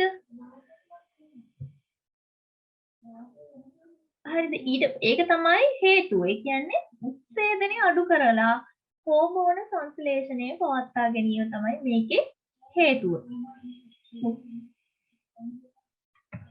හතරවෙනි එක තමයි මෙම ව්‍යුහය අතරින් ප්‍රශ්නේ තමයි නංගි මල්ලි මෙම ව්‍යුහය සඳහා විනිවිද පෙනෙන පොලිතින් බෑගයක් යොදා ගැනීමට හේතුව කුමක්ද? අපෙන් අහනවා ඇයි විනිවිද පේන්නේ නැතුව දැන් අපිට පුළුවන් කළු ගන්න. ඔයාලා දැකලා තියෙන එක හොඳට උදාහරණයක් තියෙනවා ක්‍රිකට් ගහනකොට. ක්‍රිකට් ක්‍රීඩකයෝ සාමාන්‍යයෙන් මේ අඳින්නේ නැහැ කොයි වෙලාවකවත් කළු පාට ඇඳුම්. ඔයාලා දැකලා ඇති නිල් පාට අඳිනවා විශේෂයෙන්ම සුදු පාට තමයි භාවිතා කරන්නේ. ගොඩක් ටීම් වල දැන් අපේ ලංකාවේ වුණා ශ්‍රී ලංකා ටීම් එකේ වුණා සුදු තමයි අඳින්නේ. හේතුව අපි ක්‍රිකට් ගහන්නේ අවුවේ. දවල් වෙලාවනේ ක්‍රිකට් ගහන්නේ ගොඩක් වෙලාවට. ඒකවල ක්‍රිකට් ගහලා අවුවේදී රස්නේදී අපිට ක්‍රිකට් ගහන්න පුළුවන්. රස්නේදී වව්වේදී ක්‍රිකට් ගහන්න බෑනේ. හැබැයි ඒක යම් තාක් දුරට වැළපෙනවා. අර ඇඳුමෙන් කිට් එකකින් වැළකෙනවා. මොකද සුදු ඇඳ කියන්නේ බාස්දා. උෂ්ණත්වය උරා ගන්නේ නැහැ පුදා හරියට. ඒක තමයි මේකටත් හේතුව ආර්තාවයේ පාරතාව වැඩි වෙන්න නම් අපි සුදු නැත්නම් පොලිති විනිවිද පේන පොලිතින් බෑග් එකක් යොදා ගන්න. ඒකට හේතුව ආර්තාවය උෂ්ණත්වයේදී මොකද වෙන්නේ? පත්‍ර පිලිස්සෙනවා. උෂ්ණත්වය වැඩි වුණාම පත්‍ර පිලිස්සෙන හේතුව පත්‍ර පිලිස්සීම වැළකීමට සහ උෂ්ණත්වය අඩු කිරීම සඳහා. ඒකේ B කොටස පළවෙනි ප්‍රශ්න B කොටස අහලා තියෙනවා පහත ද අර්ථ දක්වන්න. 2007 ඉරල් ප්‍රශ්න පත්‍රයෙන් මේක අපි දාලා තියෙන්නේ. පළවෙනි එක වාර්ෂික වල් පැලෑටි. දෙක ද්විවාර්ෂික වල් පැලෑටි. තුන බහුවාර්ෂික වල් පැලෑටි. අර්ථ දක්වන්නේ කොහොමද? ඔයාලා මේ විදිහට බෙදන්නේ ජීවන චක්‍රය කියන්නේ ජීවිතේ ජීවන චක්‍ර කොච්චර කාලයක් වල් පැලෑටි පවතිනවද කියලා අරමුණු කරගන්නේ. අවුරුද්දක්ද දෙකක්ද එතකොට බහු කාලයක්ද? අපි වාර්ෂික වන සාමාන්‍ය අර්ථ දැක්වුවොත් අපි කියන්නේ එක වර්ෂයක් පමණයි. ද්විවාර්ෂික නම් වර්ෂ දෙකයි. හැබැයි බහුවාර්ෂික නම් වර්ෂ දෙකක් හෝ ඊට වැඩි කාලයක්. හැබැයි ඒ විදිහට විභාගෙදි ලියලා ඔයගොල්ලෝ ලකුණු හම්බෙන්නේ නැහැ. කොහොමද අපි ලියන්නේ? එක වර්ෂයක් තුල හෝ ඊට වඩා අඩු කාලයක් තුල ශාකීය වර්ධනය නිම කළ පුෂ්ප හා බීජ හට ගැනීමෙන් පසු මිය යාම සිදු කරන වල් පැලෑටි තමයි වාර්ෂික වල් පැලෑටි ලෙස හඳුන්වන්නේ. එක වර්ෂයක් තුළ විතරයි සියල්ලම වෙන්නේ. එක වර්ෂයක් තුළ බීජ හටගෙන අස්තැන්න ලබා දීලා සියල්ලම කරලා මිය යන ශාකවලට කියන වාර්ෂික වල් පැලෑටි කියලා නංගියේ මල්ලි. ද්විවාර්ෂික වල් පැලෑටි නැත්නම් අවුරුදු දෙකක් ගැන කියනවා. ජීවන චක්‍ර එක වර්ෂයකට වැඩි වුණාට එක වර්ෂයකට වැඩි. හැබැයි අවුරුදු දෙකකට වඩා අඩුයි. සියල්ලම සිදු කරන්නේ පීඨ හටගෙන අස්තැන් ලබා දෙන්නේ වර්ෂ දෙකකට අඩු කාලයක් තුල. හැබැයි එක වර්ෂයකට වඩා වැඩි. සියල්ල කරලා බීජ හට ගැනීම මේ යන වල් පැලෑටි ද්විවාර්ෂික වල් පැලෑටි විදියට හඳුන්වනවා. වාර්ෂික වල් පැලෑටි උදාහරණ තමයි කූපමෑණිය, මොන කුඩුම්බිය, කඩු පහර, බලු ලකුට එහෙම දැකලා තියෙනවද? ද්විවාර්ෂික ගත්තොත් ඇත්තඩි, වැල් පාස්ලි, වල් හෙන්දිරික්කා. බහුවාර්ෂික ගත්තොත් අවුරුදු දෙකකට වැඩි කාල සීමාවක්. අපි කියන අවුරුදු දෙකකට වැඩි. බහුවාර්ෂික වර්ෂ ගොඩක ඉන්න පුළුවන් යාට. උත් ගාන ජීවන චක්‍රය ගත කරන්න පුළුවන්. හරිද? ජීවන චක්‍රය ජීවත් වන වල් වැඩි කාලයක් ජීවත් වෙන වල් පැලෑටි මෙයට අයත් වෙනවා. පින්න ගඳපාන අහලා තියෙවල දැකලා ඇති. පලාදුරු වල්පැල පාලන පිළිබඳ නවීන ක්‍රමවලදී වල්පැල ප්‍රයෝජනවත් ලෙස භාවිතා කිරීම සාර්ථක වල්පැල පාලන ක්‍රමයක් ලෙස සැලකේ. වල්පැල වල විවිධ භාවිත තුනක් ලැයිස්තුගත කරන්න. බලන්න. වල්පැල පාලන කියන්නේ අපි වල්පැල අපි කරන්නේ වල්පැල පාලනය කරනනේ ගලවල දාන විනාශ කරනවානේ. හැබැයි දැන් මේ වෙනකොට මේ කාලෙදී වල්පැල ප්‍රයෝජනයට ගන්න අවස්ථා තියෙනවා. අපෙන් අහන්නේ ගන්න අවස්ථා තුනකට උදාහරණ මොනවාද ගන්න? මොනවාද ගන්න? කියන්න බලන්න. මොනකටද අපි භාවිතා කරන්නේ? හොඳට මතක තියාගන්න මිනිස් ආහාර විදියට ගන්නවා. මිනිස්සු ආහාර විදියට ගන්නවා. විශේෂයෙන්ම ඖෂධ විදියට ගන්නවා. ජෛව පලිබෝධ විදියට ගන්නවා. මොකද දන්නේ මදුරු තල අහලා තියෙනවා. මදුරුවන්ට ඊළඟට ඔය මිනිස් ආහාර ලෙස ගත්තොත් දියහබරල එහෙම කනවා. පොල්පලා තම්බලා බොනවා අහලා තියෙනවා. ඊළඟට කොළ පොර විදියට ගන්න අඬනීරිය. අඬනීරිය වගේ ශාක. ඊළඟට අහනවා රසායනික නොවන කුමි පලිබෝධ පාලන ක්‍රම තුනක්. මොනවාද රසායනික වෙන්නේ නැති භෞතික කුමි පලිබෝධ පාලන ක්‍රම තුනක්. නැත්නම් අපි කියන කොටස් තුනක් තියෙනවානේ කුමි පලිබෝධ විනාශ කරන්න. ඒකෙන් රසායනික නොවන අනිත් දෙක මොනවාද? එකක් තමයි යාන්ත්‍රික. ඒ කියන්නේ මිනිස්සු නිකන් සාමාන්‍ය මිනිස්සු විසින් නිකන් අර සරලව වායිතා කරන දේ. ඒවා තමයි ගිනි තියනවා. කෙලින්ම ගිනි තියලා දානවා. යල්ලම ගිනි තියලා. තව අතින් අල්ලලා ඉතින් සාකපත්‍ර එකින් එක අල්ලලා විනාශ කරනවා.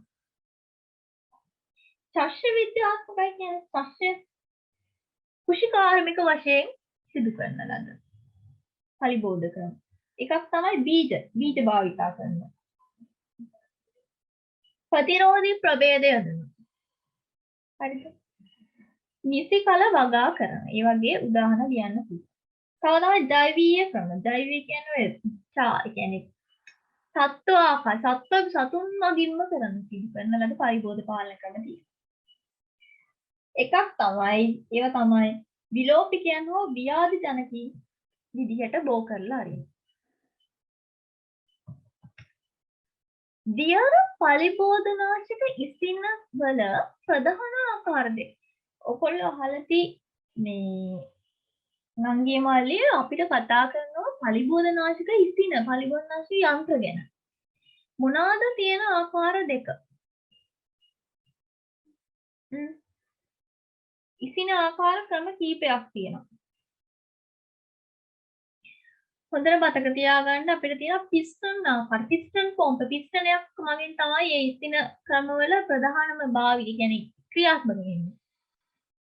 අනිත් එක ප්‍රාචීර්ය ඩිෆ්‍රේම් ටයිප් කියලා කියන ඩයිෆ්‍රෑම් ටයිප් කියලා කියනවා ප්‍රාචීර ආකාර පවර් ස්ප්‍රේ නැත්නම් බල පොම්ප විදිහට භාවිතා කරනවා.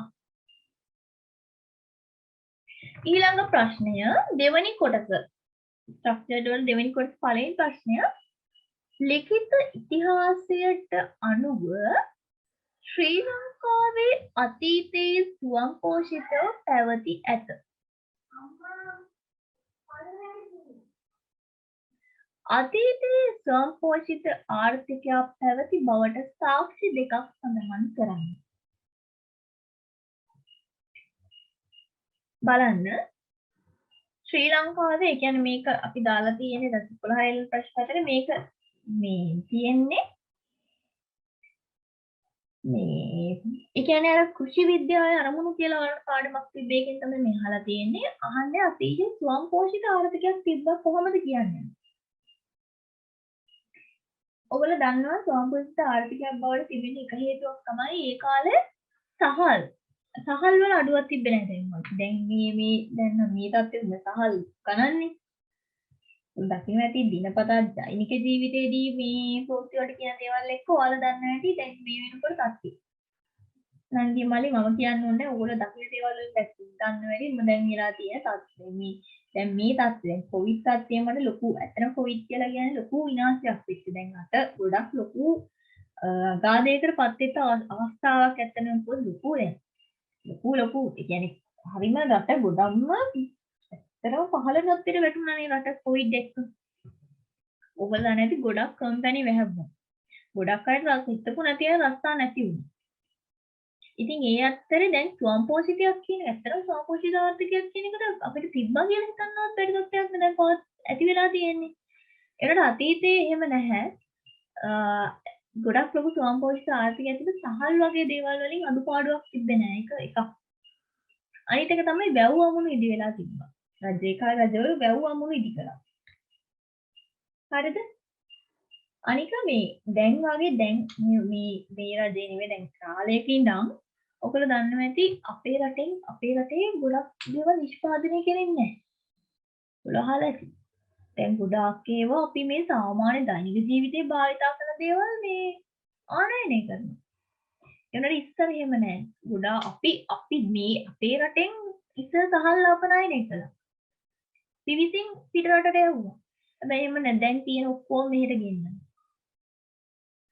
ඒවා තමයි ස්වයංපෝෂිත ආර්ථිකයක් පැවති බවට සාක්ෂි.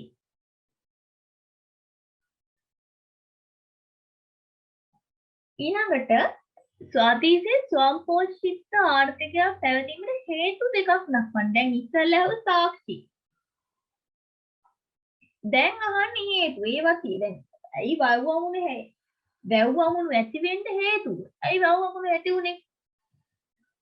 හොඳ රජවරුන්ගේ හොඳ කළමනාකාරීත්වය. රජවරු හරියට හිතුවා මේ කුඹුරු මේවා අත්අද්දන්න නම් අපිට මේ වවුවමුණක් තියෙන්න ඕනේ. නැත්නම් අපිට මේවට ජලය ලබා දෙන්න බෑ. මනා කළමනාකාරීත්වය. ඒක හිටපු රජවරුන්ගේ තිබු මනා කළමනාකාරීත්වය එකක්. හරිද? ඊළඟට ජල සම්පතේ තිබෙන වටිනාකම. ඒක. හරිද? ඔය තමයි හේතු. ඊළඟට කොටස් තුන්වෙනි කොටස ශ්‍රී ලංකාවේ ඇති බහුවාර්ෂික භෝග පිළිබඳ පර්යේෂණ ආයතන 3ක්. හොඳට බලන්න අංගේ මල්ලි ඔයාලට පේනවා ඇති. ඒ කාලේ මේ දැන් උනත් මේ දැන් ලංකාවේ තියෙන එක ඕල් දන්නේ බහුවාර්ෂික භෝග කියලා කියන්නේ අංගේ මල්ලි මේ සාමාන්‍යයෙන් අපි දෛනික ජීවිතයේ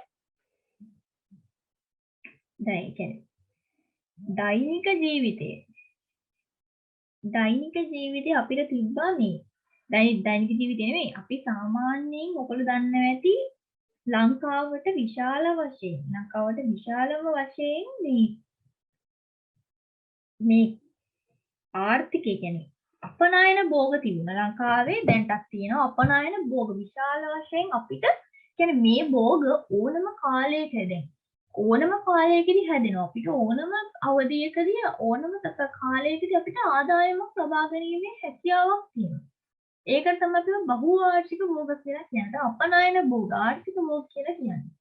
අපිට ප්‍රධාන වශයෙන් තුනයි තියෙන්නේ භෝග තුනයි. තේ පොල් සහ රබර්. තේ තියෙන්නේ තලව කැලේ. රබර් තියෙන්නේ අගල බත්ත. පොල් තියෙන්නේ ලුණු විල. මේ වගේ දේවල් නම් ඉතින් ඕගොල්ලෝ පාඩම් කරලා සහ පේපර් ලිවීමෙන්ම තමයි ඉතින් ඕගොල්ලෝ ඉතින් ඒකෙන්ම තමයි මේව මතක තියාගන්න ඕනේ. නැතුව අපි මේ කොච්චර කිව්වත් ඔයාලට මතක නැහැ තව ටික වෙලාවක්. ඒක මොකද මේ අත්දැකීමක් මම ඒක අත්දැකීමෙන් දන්නවා. මොකද මේ මටත් මමත් මෙහෙම කෙනෙක්. මොකද මේ දැන් මේ කියලා තව පොඩ්ඩකින් කවුරුහරි මගෙන් ඇහුවොත් ඒ දේ මට මතක නැහැ. මොකද මම ඒක අත්දැකීමෙන්ම දන්නවා මේ මගේ A-level විභාගයේදී මම එක පේපර් එක මේ හොඳටම දන්න ප්‍රශ්නයක්. රචනා ප්‍රශ්නයක් මගේ අත්දැකීමක් මම කියන්නම් මේ මම ඒක ලියන්න දැන් මම ලියාගෙන ගියා. මට මේ ප්‍රශ්නේ කොයිම වෙලාවකද අන්තිම මොහොතේ මම කල්පනා කරනවා මොකද්ද මේකට එන්නේ ඇයි මට මේක ලියා ගන්න බැරි කියලා. දැන් මගේ හිතක් කියනවා මම මේක දන්න ප්‍රශ්නයක් කියලා. දැන් මට ඒක ලියා ගන්න බැහැ. මම ගෙදර ඇවිල්ලා ටිකක් වෙලා පොත බලන් ඉඳි මම මතක් වුණා අයියෝ මම මේ දන්න පස්සේ ඉස්කෝලේ කරලම ගිය ප්‍රශ්නයක් මට ලියා ගන්න බැරුණා. ඒකට හේතුව මම ඒක දීලා තියෙන්නේ නම් මේ මල්ලි මේ සුරු දෙයක්. ඒ කියන්නේ මෙන්න ඔයගොල්ලෝ අහලා ඇති ඔය මේ මොකක් හරි ඔය ඒක බලන්න කතා කරනවා මේ VSP වල පේපර් දෙකක්නුවේදී මේ සොසේජස් හදන ආකාරය. තනේ වෙනද පොළ මේ නිෂ්පාදන නැසුරු ඔය කොහොමද වෙළඳ නිෂ්පාදනයේ වෙළඳ පොළට එන්නේ කියලා. හැබැයි ඒක දීලා තිබුණේ එහෙම නෙමෙයි. ගොඩාක් ලොකු වටෙන් යන ප්‍රශ්නයක්. මේ BSc වලට කතා කරයි. මේ එතකොට ඒකෙදි මේ ලොකු ඒ කියන්නේ ඒක සුළු දෙයක් තිබුණේ ලකුණු 20ක විතර ප්‍රශ්නයක් රචනා ප්‍රශ්නයක් ලකුණු 50 මට ලියා ගන්න බැරි වුණා නේද?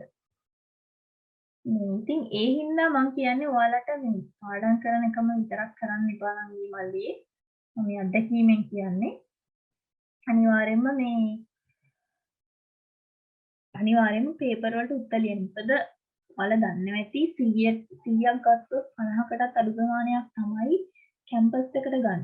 මොකද සාමාන්‍යයෙන් ඔය කැම්පස් එකේ වගේ නෙමෙයි A-level exam එකේදී කරන්නේ සාමාන්‍යයෙන් වැරද්දක් හොයන්න හදන එක.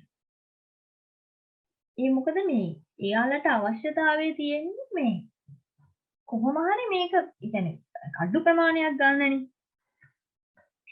එයාලා අනික දැන් සාමාන්‍යයෙන් දැන් මේ විභාගේ පේපර් එක හදන්නේ ප්‍රොෆෙසර්ස්.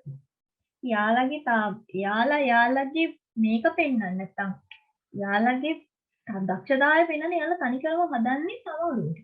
ඔයාලගේ යුතුයකම තමයි යන්ගේ මල්ලේ පේපර් ලියන පාඩම් කරලා ලියන්න. අපි මෙතන කොච්චර කිව්වත් ඔයාලා මේක බලන්නේ නැත්තම් එතනින් වැඩක් වෙන්නේ නැහැ. B කොටස ආහාර නරක වීමට අභ්‍යන්තර මෙන්ම බාහිර සාධකද බලපායි. ඔයාලට පේනවා ඇති මේ ආහාර පිළිබඳව කියන්නේ ආහාර පරිරක්ෂණ පාඩමෙන් තමයි දීලා තියෙන්නේ. හරි. බලන්න.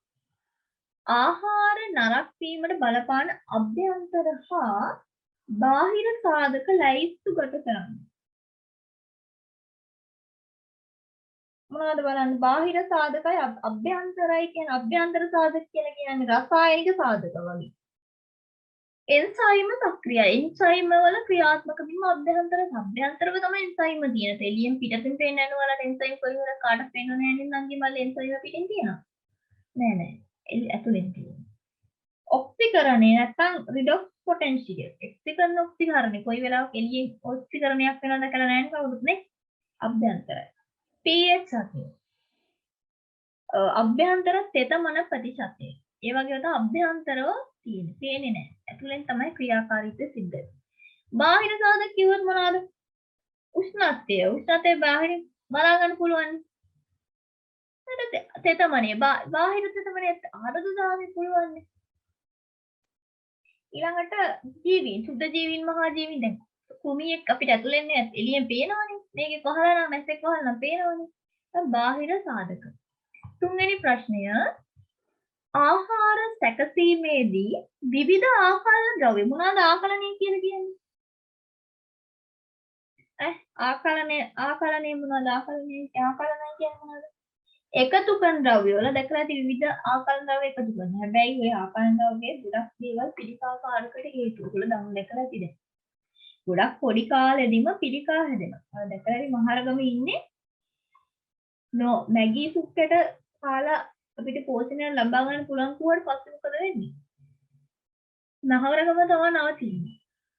ආකලන ද්‍රව්‍ය එකතු කිරීමක් මගින් තමයි ඒක සිද්ධ වෙන්නේ. ඒවා ලොකු ඇත්තක් තියෙනවා. ඔයාලා මම දැක්ක දෙයක්. ඔය එක ආකලන ද්‍රව්‍ය හරිම විසයි. නාගී මල්ලේ ශරීරයේ ඇත්තටම විසයි. ලොකු විෂයතාවයක් තියෙනවා. කෙලින්ම වකුගඩු තහා පිළිකා තමයි. හරි.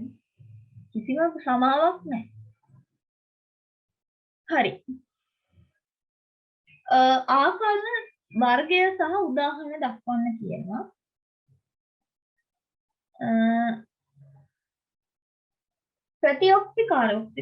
ප්‍රතිඔක්තිකාරක මම උදාහරණ විදිහට කියන විටමින් E, BST, PG ඊළඟට රස ප්‍රවාදනය කියලා කියන්නේ රසය වැඩි කරනවා.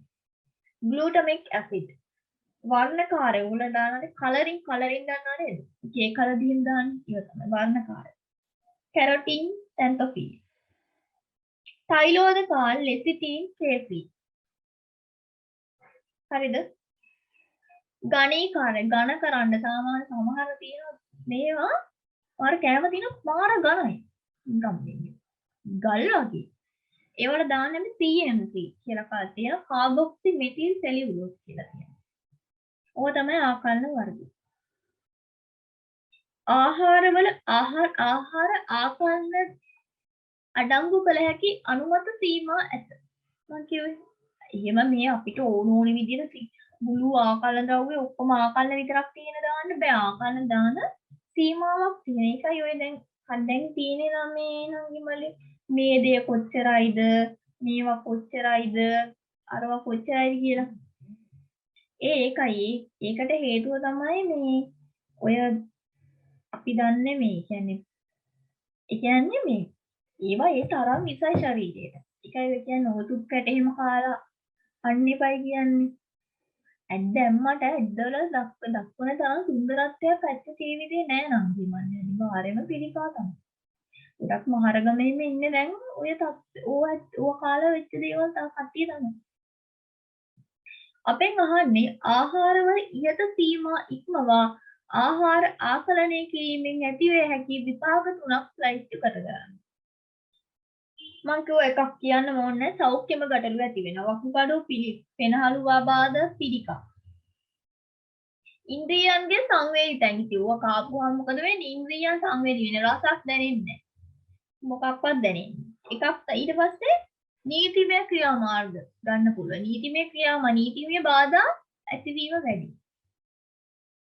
ඊළඟට මේවා දැන් මේ ආකාර ද්‍රව්‍ය ගේන ප්‍රමාණය තානායන වීම අත්‍යවශ්‍යයි.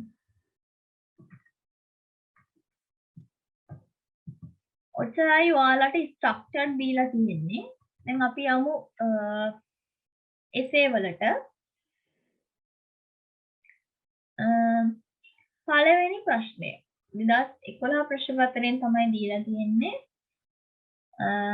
බලමු මොකද තියෙන්නේ කියලා. භෝග වලින් ඉහළ ගුණාත්මයෙන් යුතු වැඩි අස්වැන්නක් ලබා ගැනීම සඳහා පාරිසරික තත්ත්ව පාලනයේ වැදගත්කම පැහැදිලි කරන්න. හරියටම නංගි මලේ මම කව රචනා ලියද්දි කොටස් දෙකක් බලපානවා. ප්‍රධානම කොටස තමයි හැඳින්වීම. මේ ප්‍රශ්نين අහන්නේ මෙයා ගැන කියන එක අපි ලියන්නම ඕනේ. ඊළඟට තමයි කරුණු පැහැදිලි කිරීම අපිට දෙන්නේ. හරිද? දැන් බලන්න මේකේ කියන්නේ මොකක් ගැනද කියලා. ඉහළ ගුණාත්මයෙන් යුතු මොකද්ද ඉහළ ගුණාත්මයෙන් යුතු අත්දැකීමක් ලබා ගැනීම සඳහා පාරිසරික තත්ත්ව පාලනයේ වැදගත්කම. අහන්නේ මොකද්ද? මොකක් ගැනද අහන්නේ වටෙන් ගිහිල්ලා. පාලිත තත්ත්වය යටතේ භෝග වගාව කියන්නේ මොකක්ද කියලා වෙයි අහන්නේ. ඊුණා දීලා තියෙන්නේ පාරිසරික තත්ත්ව පාලනය. නැත්තම් හින දිග කෑල්ලක් ගිහිල්ලා තමයි දෙන්නේ අපිට කෙලින්ම පාරිසරික තත්ත්ව භෝග යටතේ මෙහෙම දෙන්නේ නැහැ. භෝග වල ඉහළ ගුණාත්මක වැඩි සත්‍යයන් ලබා ගැනීම සඳහා පාලිත තත්ත්වය යටතේ භෝග වගාවේ වැදගත්කම කියලා දෙන්නේ නැහැ. මොකද ළමයි කටපාඩම් කරයි යනවා. ඔය පාලිත තත්ත්වය යටතේ භෝග වගාව යනු කියලා. ඒ හින්දා මේ හදන කට්ටිය දන්නවා මෙයාලා මේක පාඩම් කරලා ඔක්කොම ලියලා දාන්නේ. අපිට ඕනේ මේක තේරුම් ගන්න කට්ටිය කියලා. ඒ හින්දා තමයි ඕම දාන්නේ. වටෙන් දෙන්නේ ඒක. එතකොට මොකද්ද පාලනය කරන තත්ත්වය කියලා කියන්නේ? හොඳට මතක තියාගන්න මේ මෙන්න මේ කියන හැඳින්වීමේ මෙන්න මේ කොටස් නැත්තම් කෙලින්ම ලකුණු කපලා දානවා. බහගන්න භෝග සඳහා වැදගත් වන පාංශු හා වායව.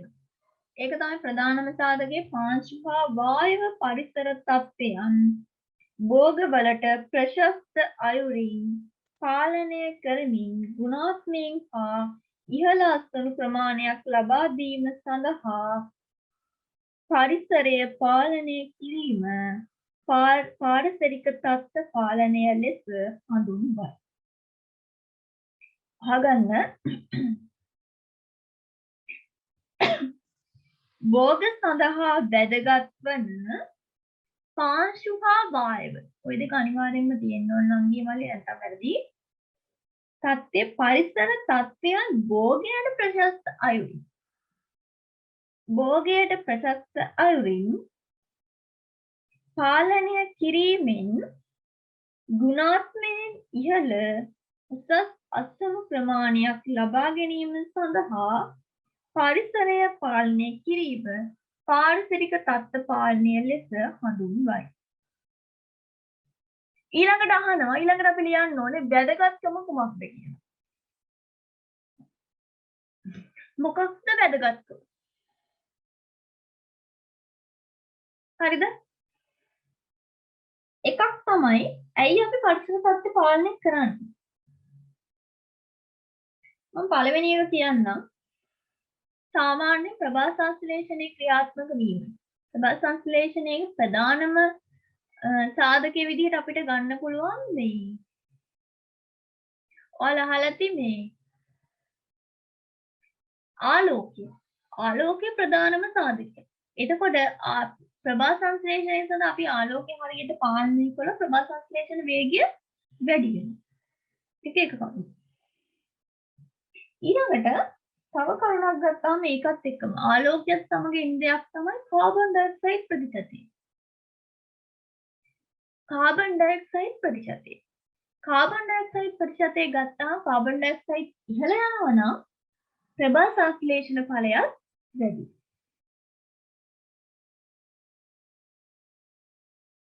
තව එකක් තමයි පරාගණය. පරාගණය ගත්තාම පරාගණය අපිට කෘත්‍රිමව කරන්න පුළුවන් නම් අත්සන් ලබා ගැනීමේ හැකියාව වැඩි. ඒක කරුණක්. තව එකක් තමයි දැන් මේ පාලනය කරනවා කියවහම අපි සංවෘත කරනවා කියන එක කියන්නේ සාමාන්‍ය සංවෘත පරිසරයක් ඇති කරනවා කියන එක තමයි පාලනය කරනවා කියලා කියන්නේ. එතකොට මේ නංගි මල්ලේ ඔය මේ සංවෘත පරිසරයක් තුලදී සුලකින් වෙන හානි. සුලකින් වෙන හානි අවම වෙනවා. අවම වෙන හින්දා සුලකින් ආපු දැන් සුලං හානි ආපුවා මොකද වෙන්නේ බබා හානි නෑ. හැබැයි මේක සංවෘත කරලානේ කරන්නේ. දැන් හරිතාකාර පොලිටනල් වගේ වලට සුලකින් හානි වෙන්නේ නෑ. ඒ සංවෘත කරලා ඉන්නේ. ඒ හින්දා ආපදාවලට ලක් වෙන්නේ නැත්නම් හානි වීම සිදුවීම අඩුයි. ඊළඟට තව දෙයක් තමයි කෘමි පලිබෝධකයන්ගෙන් ඇති හානි අඩුයි. ඕගේ දේවල් තමයි පාලිත තත්ත්වයටතේ භෝග වගාවේ වැදගත්කම කියලා කියන්නේ. දෙවෙනි එක තමයි භෝග වගා ක්ෂේත්‍රයට පලිබෝධනාශක යෙදීමේදී අනුගමනය කළ යුතු ආරක්ෂිත ක්‍රියාමාර්ග විස්තර කරන්න. ඔයාලා දන්නවා ඇති පලිබෝධනාශක ඉසිනවා. ඒ කියන්නේ වගා කරද්දී දැන් ඉතර වගේ නෙමෙයි දැන් පලිබෝධනාශක විසිනවා වැඩි. හරිද? එතකොට මේ පලිබෝධනාශක ඉස්සහම පලිබෝධනාශක කියලා කියන්නේ අංගය වල ඉතාමත් විෂ සහිතයි. කියන්නේ ඔයාලා දන්නවා ඇති මම කියන්නේ අර දැන් අනුරාධපුරේම වතුර බොන්න බෑ. හරි දන්නවා ඇති වතුර බොන්න බෑ. හේතුව තමයි වකුගඩු අමාරු හැදෙනවා. දැන් ගොඩක්ම බැඳීම පොළොන්නරුවේ සහ අනුරාධපුරේට වකුගඩු රෝග වැඩි. හේතුව මොකද මිනිස්සු ඔයාලා දන්නේ නැති අනුරාධපුර පොළොන්නරුව කියලා කියන්නේ වගා ඒ කියන්නේ කෘෂි කර්මාන්ත ඉහළ වශයෙන් පවතින පළාත් දෙකක්. හරිද? දිස්ත්‍රික්ක දෙකක්. එතකොට ඒ වකුගඩු අමාරු හැදෙන්න හේතුව තමයි ওই පලිබෝධනාශක. මොකද අපි පලිබෝධනාශක ගහපු ඒවනේ කන්නේ. අනික ගොවියෝ මේ පලිබෝධනාශක ගහලිවල හොදන්නේ ඔය ගංගා ඇලවල වගේ. මිනිස්සු මොකද කරන්නේ කිව්වොත්? ඒකෙන් කණ්ඩ ඕන වතුර ටික බොන්න ඕන වතුර ටික ගන්නෙත් නාන්න ඕන වතුර ටික ගන්නෙත් ඒක වක්කොඩු අමාරු හැදිලා නවතිනනේ. එහෙනම් අපි ඒකෙදී අපි ආරක්ෂිත ක්‍රියාමාර්ග තියෙනවා භාවිතා කරන්න. ඒ වලින් දැනගෙන්න ආරක්ෂිත ක්‍රියාමාර්ග තියෙනවා. මුලින්ම අපි බලන්න ඕනේ මොනවාද පලිබෝධනාශක කියලා කියන්නේ කියලා. මුලින්ම පලිබෝධක කියන්නේ මොනවද නම් ඒ වලදී? පලිබෝධකයෝ කියන්නේ මොකද? මුලින්ම දැනගන්න ඕනේ අපි මේ පලිබෝධ දැන්. ඕකේ හදින්නීමට ලියන්න තියෙන්නේ මොකක්ද එහෙනම්? පලිබෝධනාශක කියලා කියන්නේ මොනවද කියලා ලියන්න තියෙන්නේ. හරිද? මුලින්ම ලියන්න ඕනේ අපි පලිබෝධනාශක මොනවද කියලා.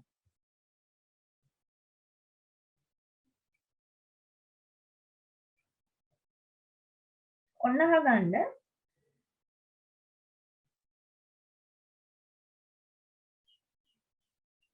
හොඳට අහගන්න පලිබෝධනාශක කියන්නේ මොනවද කියලා. භෝග හා සතුනට වෙනත් ජීවීන්ගෙන් නම් කෘමි හා කෘමි නොවන සතුන් රෝගකාරක ජීවීන් හෝ වල් පෙළෑටි වලින් තද බල වන විට හානි සිදුවන අවස්ථාවේදී ආර්ථික කඩයිම මට්ටම ඉක්මවා යාම වැළැක්වීම සඳහා ඔවුන් පාලනය කිරීමට ගන්නා රසායනික ද්‍රව්‍ය පලිබෝධ නාශක ලෙස හඳුන්වයි. හරිද? අහන්න භෝග හා සතුනට. භෝග හා සතුනට එනම් මේ වෙනත් ජීවීන්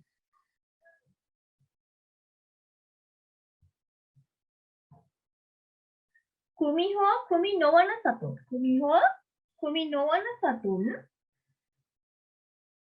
හෝ රෝගකාරක සුද්ධ ජීවීන් හෝ වල් පැලෑටි වලින් ප්‍රධාන වශයෙන් තදබල ලෙස හානි සිදුවන අවස්ථාවේදී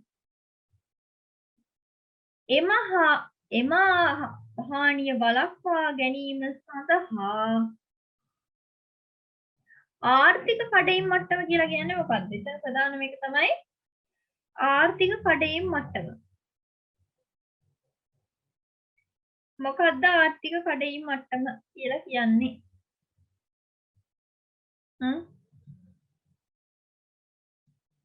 ආර්ථික කඩයිම් මට්ටම කියලා කියන්නේ පලිබෝධ නාශක පලිබෝධ කියු මේ ඉතාමත් ශීඝ්‍ර ලෙස කියන්නේ තද බල විදියට අපි කියන්නේ සාමාන්‍ය යාන්ත්‍රික විදිහට විනාශ කිරීමට බැරි වෙන අවස්ථාව තමයි ආර්ථික කඩයිම කියලා කියන්නේ. ඒ தත්ත්වය ඉක්මවා යනවා නම් ඒ தත්ත්වයේදී ඉක්මවා යාමේදී ගන්න ඒවා වළක්වන්න ඒවා විනාශ කරන්න ගන්න ද්‍රව්‍ය තමයි පලිබෝධ නාශක විදිහට හඳුන්වන්නේ. හරිද? එතකොට මේ අනුගමනය කරන ආරක්ෂක ක්‍රියාමාර්ග මොනවද කියලා අහන්න. හරිද? පළවෙනි එක දැන් අපි පලිබෝධනාශක හිනකොට ගෙදර ඉඳන් තියෙන ඇඳුමකින් මේ ඉන්න යන්නේ නැහැ. නිකන් ෂර්ට් එකක් දාගෙන ඔහේ ගිහිල්ලා විහින්නේ නැහැ. පලිබෝධනාශක හිනකොට තියෙන වෙනම අඳින්න මේ ඇඳුමක්. ආවරණ ඇඳුම් තියෙනවා. බූට් දාලා එතකොට ඔළුව ආවරණය කළ මුව ආවරණයක් ඇඳලා සම්පූර්ණයෙන්ම ඇඟ ආවරණය කරන ඒවා ඇඳුම් දාලා තමයි අපි මේ පරිබෝධනාශක ඉසින්න නැතුව නිකන් ගෙදර ඉඳන් ගියට අග්ගාලා ඔහේ මේක ගත්තා ඉන්නේ නැහැ. අනික තව එකක් තමයි මේ ඔය හිනකොට බඩගින්නක් આવොත් කන්නේ නැහැ. කොයි වෙලාවක මොකද බැලලා අතේ තිබුණොත් කුමිනා පරිබෝධනාශක ටික මොකද වෙන්නේ? අර ටිකත් එක මිශ්‍ර වෙලා කාලා ගහන මිනිහ මැරෙනවා. කොයි වෙලාවකවත් මේ කන්නේවත් මේ බුලත් පිට කන්නේවත් දුම්පානය කරන්නේවත් නැහැ. හරිද? අනික මේ අසනීප තත්ත්වෙ අසනීපෙන් ඉඳගෙන මේ ගිහිල්ලා ගහන්නේ නැහැ මේම කුමිනාශක වල්නාශක. හරිද? කොයි වෙලාවක අසනීප වෙලා දණීමට යන්න ඕනේ මේ ගහුවේ නැත්තම් හරියන්නේ නැහැ කියලා ගහන්න යන්නේ නැහැ. තව එකක් තමයි මේ එකම පුද්ගලයෙක් කියන්නේ මුළු දැන් ඉතන අක්කරයක් විතර තියෙනවා අක්කරයක උගුරක් තියෙනවා ගොවියෙකුට. ඉතින් ඒ ගොවියා විසින්ම මේක ගහන්නේ නැහැ. ඒ මනුස්සයාට ගහලා ඒ මනුස්සයාට ඒක සාගියනවා. ඊට ඒක දරා ගන්න බැරි වෙන්න පුළුවන්. ඒ ගහ නැත්තම්. ඉතින් අපි ගහන්නේ සැර දෙයක් නේ.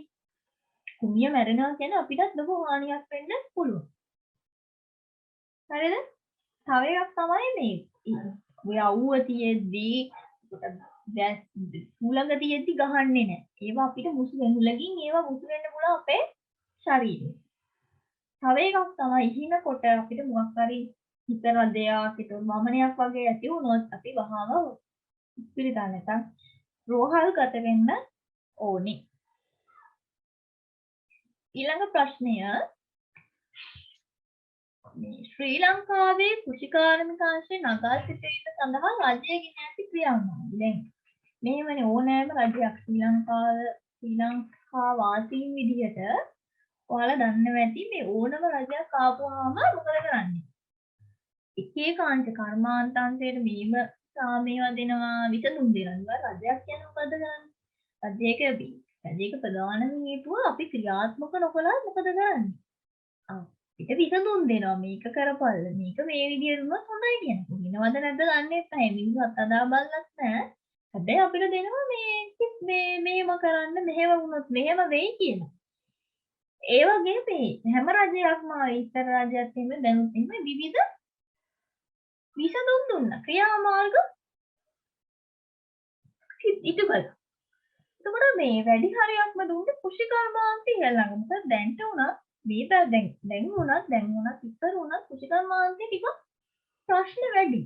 ගොවියන්ට ප්‍රශ්න වැඩි. ඔයාලා දැකලා හැමදාම ගොවියන්ට ප්‍රශ්න වැඩි. පොහොර දෙන්නේ නැහැ කියයි, වතුර නැහැ කියයි, එක්ක මේ ලෙඩ රෝග යනවා කියයි, පිටි මකුණ කෑවේ වගේ විවිධ ප්‍රශ්න. ඉතින් රටේ ඒක රජයක් මොකද කරන්නේ? ආපු ගා මොකද කරන්නේ? පොහොර සානා දාලා දෙන්නේ.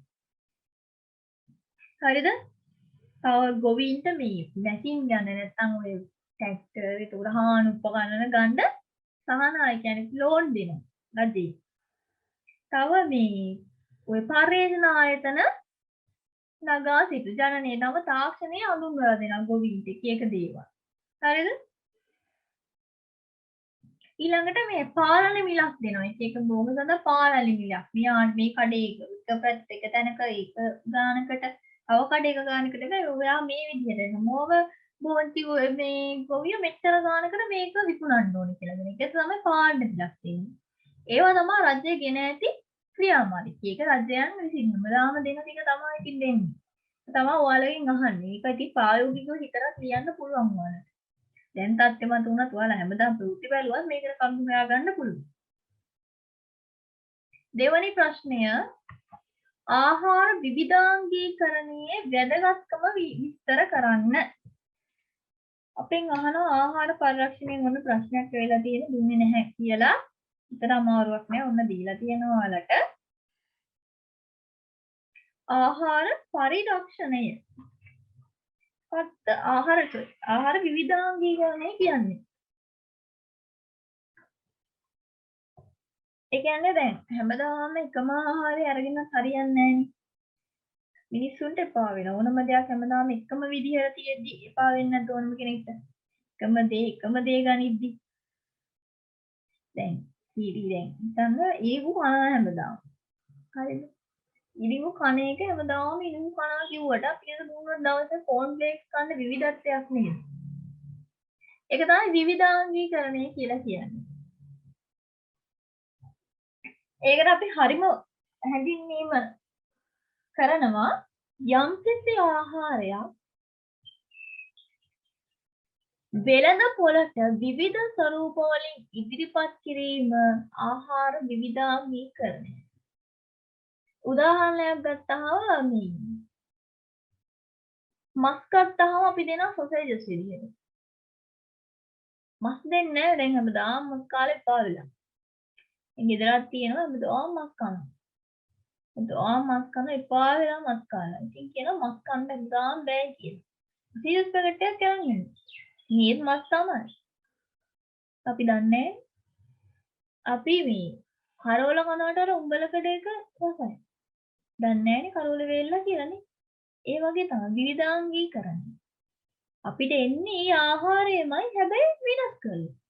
ඉරිඟු දෙන්නේ ඉරිඟු තමයි තියෙන්නේ ඒ උනට කෝන් ෆ්ලේක්ස් කියලා තමයි කන්නේ. ඒක විවිධාංගීකරණයේ උදාහරණ ප්‍රධාන වශයෙන්. විවිධාංගීකරණයේ වැදගත්කම විස්තර කරන්න. එකක් තමයි ආහාර අපතේ යන්නේ නැහැ. කොයි වෙලාවක අපතේ යන්නේ නැහැ. ඉරිඟු කන්නේ නැහැ කියලා අපි කෝන් ෆ්ලේක්ස් නොකා ඉන්නේ නැහනේ.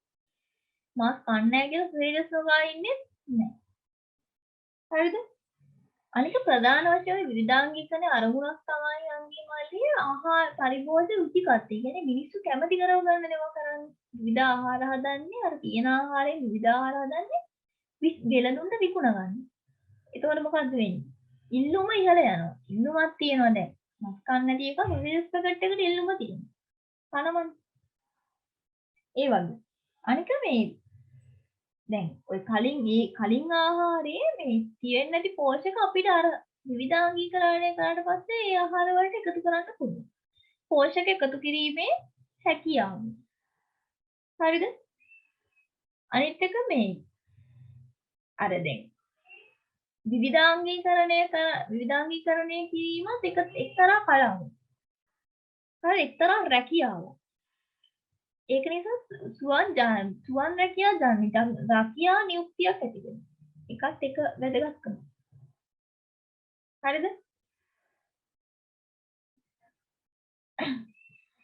සමහර ඒවා තියෙනවා මේ සමහර ආහාර තියෙනවා විවිධාංගීකරණය කළේ නැත්නම් කන්න බෑ. දැන් ඔයාලා අහලා තියෙන්නේ කට්ටමාළු කියලා මාළු జాතිය. කට්ටමාළු වියලා කන්න බෑ. ඇත්තටම කන්න බෑ. කවුරුත් මං හිතන්නේ කනවා කියලා කට්ටමාළු කියන එක හරිම කන්න අපිරි. කන්නේ නෑ ගොඩක් කට්ට. කන්නේ ගොඩක්ම කට්ටිය කන්නේ නෑ. හැබැයි ඒක අපි මේ වෙලඳුම් කරන්නේ මොකද්ද? කට්ට කරවල විදියට හදනවා. මේ අපගොල්ලෝ කට්ට කරවල කියලා කන්නේ කට්ට මාළු. අපි මාළු දුන්නොත් කන්නේ නෑ කවුරුත්. අපි කට්ට කරවල කනවා. ඒ හින්දා විවිධාංගීකරණය කරන්න නැතුව ඉල්ලුමක් නෑ. හරිද? ඒක. අනිත් එක මේ දැන් ඔය මේ සමහර ආහාර තියෙනවා වැඩි කලක් තියාගන්න බෑ. එළවලුවේම තියාගන්න බෑනේ.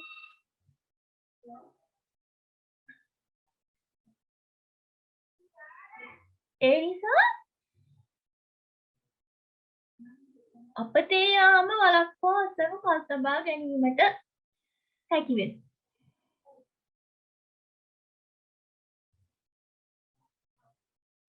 හරිද? ඒවා තමා ආහාර විවිධාංගීකරණයේ වැදගත්කම. ඊළඟට ජල සංරක්ෂණය සඳහා යොදා ගනු ලබන ප්‍රචාරක ව්‍යුහ විස්තර කරන්න.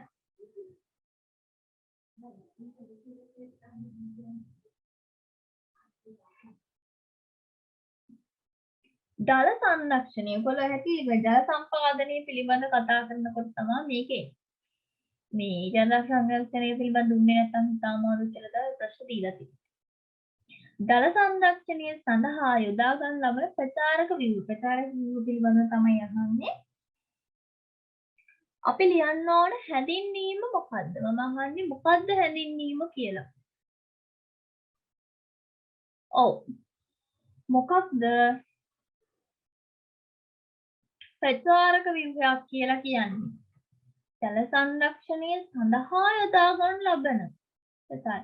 අපිට ජල සංරක්ෂණය සමහර ළමයි මෙතන දෙකක් ගන්න පුළුවන්. ජල සංරක්ෂණය කියන එකක් තියෙනවා. හැබැයි මෙතන තියෙන්නේ ජල සංරක්ෂණය සඳහා යොදා ගන්න ලබන ප්‍රචාරක ව්‍යුහ විස්තර කරන්න. මොකද්ද මේ විස්තර කිරීමේදී එන්නේ? ශාකයට අවශ්‍ය වන පරිදි උෂ්ණත්වය, ආලෝකය, ආර්ද්‍රතාවය සඳහා සුළඟ යන වායව පරිසර සාධක එකක් හෝ කිහිපයක් පාලනය කිරීම සඳහා යොදා ගනු ලබන ව්‍යුහ ප්‍රචාරක ව්‍යුහ ලෙස හඳුන්වයි. හරිද? අපි ගන්නේ ශාකයට අවශ්‍ය වන පරිදි ජල උෂ්ණත්වය, ආර්ද්‍රතාවය, ආලෝකය යන වායව පරිසර සාධක එකක් හෝ කිහිපයක් පාලනය කිරීම තමයි ජල නැත්නම් ප්‍රචාරක ව්‍යුහ කියලා හඳුන්වන්නේ. ඊළඟට මොනවාද ප්‍රචාරක ව්‍යුහ කියලා කියන්නේ? තනි පැල ආවරණ. ඔයගොල්ලෝ එක ප්‍රචාරක ව්‍යුහ අහලා ඇති. තනි පැල ආවරණ, පේලි ආවරණ,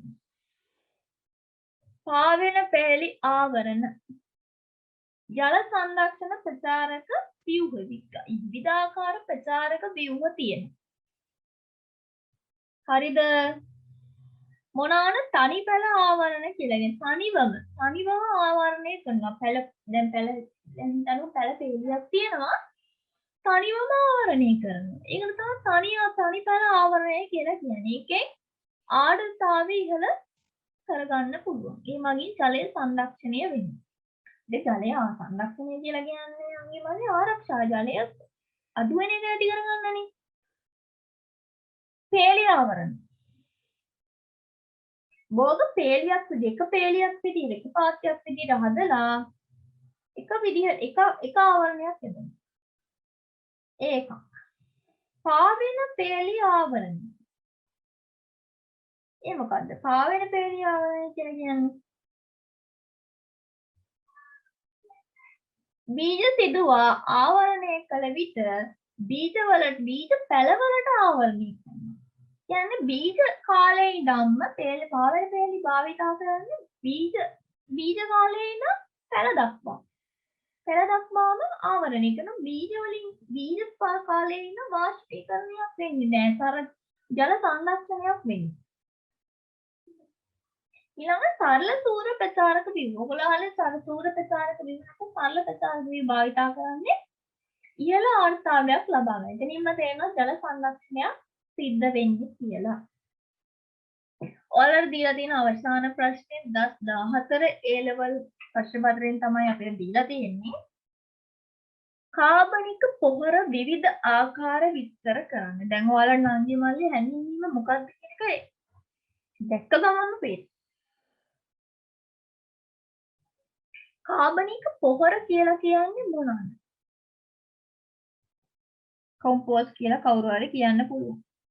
එතෙන් මේ බලන කෙනා කොම්පෝස්ට් වලට උත්තර දෙන්නේ නැහැ මේක වැරදි කියලා කපලා දානවා නේද? කාබනික පොහොර කියලා කියන්නේ මෙන්න මේකයි නිවැරදි හැඳින්වීම. ශාක හෝ සත්ත්ව කොටස් ආශ්‍රිතව ජනනය වී ජීර්ණය හෝ වියෝජනය වීමෙන් පසු ශාක වර්ධනය සඳහා පසට පෝෂක සපයන ද්‍රව්‍ය කාබනික ද්‍රව්‍ය ලෙස හඳුන්වයි. හොඳට අහගන්න. හැඳින්වීම කියලා කියන්නේ ලකුණු 10ක්. ලේසි නෑ. ඉතුරු ටික විතර ඉතුරු කරුණු විස්තර කිරීමට තමයි ලකුණු 50ක් දෙන්නේ. හැඳින්වීමෙන්ම ලකුණු 10ක් ලබා ගන්න පුළුවන්. ඉතුරු ටික කෙසේ වෙත ලකුණු විස්තර කරලා ලකුණු 30ක් 40ක් එනවා. හින්දා හරියට කරුණු ටික හැඳින්වීම ලියුවොත් හොඳ. මම කියන්නේ දැන් හැඳින්වීම කරුණු විස්තර කරන්න එපා කියලා කෙනෙක්ට අමතකයි නම් එහෙම කරන්න පුළුවන්. කාබනික පොහොර කියලා කියන්නේ නංගි මල්ලේ ශාක හා සත්ත්ව කොටස් ආශ්‍රිතව ජනනය වීම. ශාක හා සත්ත්ව කොටස් ආශ්‍රිතව ජනනය වෙලා හරිද? ශාක හා සත්ත්ව කොටස් ජනනය වී ජීර්ණය වී වියෝජනය වීමෙන් පසු ශාක වර්ධනය සඳහා පසට ජනනය කරන්නේ. පසට පෝෂක දෙනවා. අර ඔක ශාක කුල රොඩු එතකොට සත්ත්ව මල ද්‍රව්‍ය සත්ත්ව මල කුණු ඒ වගේ දේවල් ජීර්ණය වෙනවා. කාලයක් පස්සේ තිබ්බහම ජීර්ණ වෙනවා. ඒවා තමයි පස්සට ශාක වර්ධනය සඳහා අපිට පෝෂක ද්‍රව්‍ය විදිහට ලබා දෙන්නේ. ඒවා තමයි කාබනික පොහොර කියලා හඳුන්වන්නේ. උදාහරණ විදිහට ගත්තොත් කොම්පෝස්ට්. ඔන්න උදාහරණ. ඒක කාබනික පොහොර කියන්නේ කොම්පෝස්ට් නෙවෙයි. කාබනික පොහොර එක ආකාරයක් තමයි කොම්පෝස්ට් කියලා කියන්නේ. තව කොළ පොහොර. ඒතකොට ජීව පොහොර, කාබනික දියර පොහොර. ඒ වගේම තමයි විවිධ ආකාර. කොම්පෝස්ට් ගත්තාම කොම්පෝස්ට් කියලා කියන්නේ මොනවද? එකක් තමයි කොම්පෝස්ට් කියලා කියන්නේ තමයි දැන් නව ප්‍රවණතාවට ඇවිල්ලා තියෙනවා කොම්පෝස්ට්. ඒක නිකම්ම කොම්පෝස්ට් ඕනේ නැහැ. අපිට තියෙන පුෂ්ප කොම්පෝස්ට් කියලා දේවල්. ෆොස්ෆරස් දාලා කොම්පෝස්ට් හදනවා. තව තියෙනවා වර්මි කොම්පෝස්ට්. ගැඩවිග්ම. වර්මි කොම්පෝස්ට් කියලා තියෙනවා. කොම්පෝස්ට් කියලා කියන්නේ මොකක්ද එහෙනම්? කොම්පෝස්ට් කියලා කියන්නේ සාමාන්‍යයෙන් පසේ තියෙනවා මේ ඉක්මනින් දි รา පත් වෙන ශාකමය ද්‍රව්‍ය.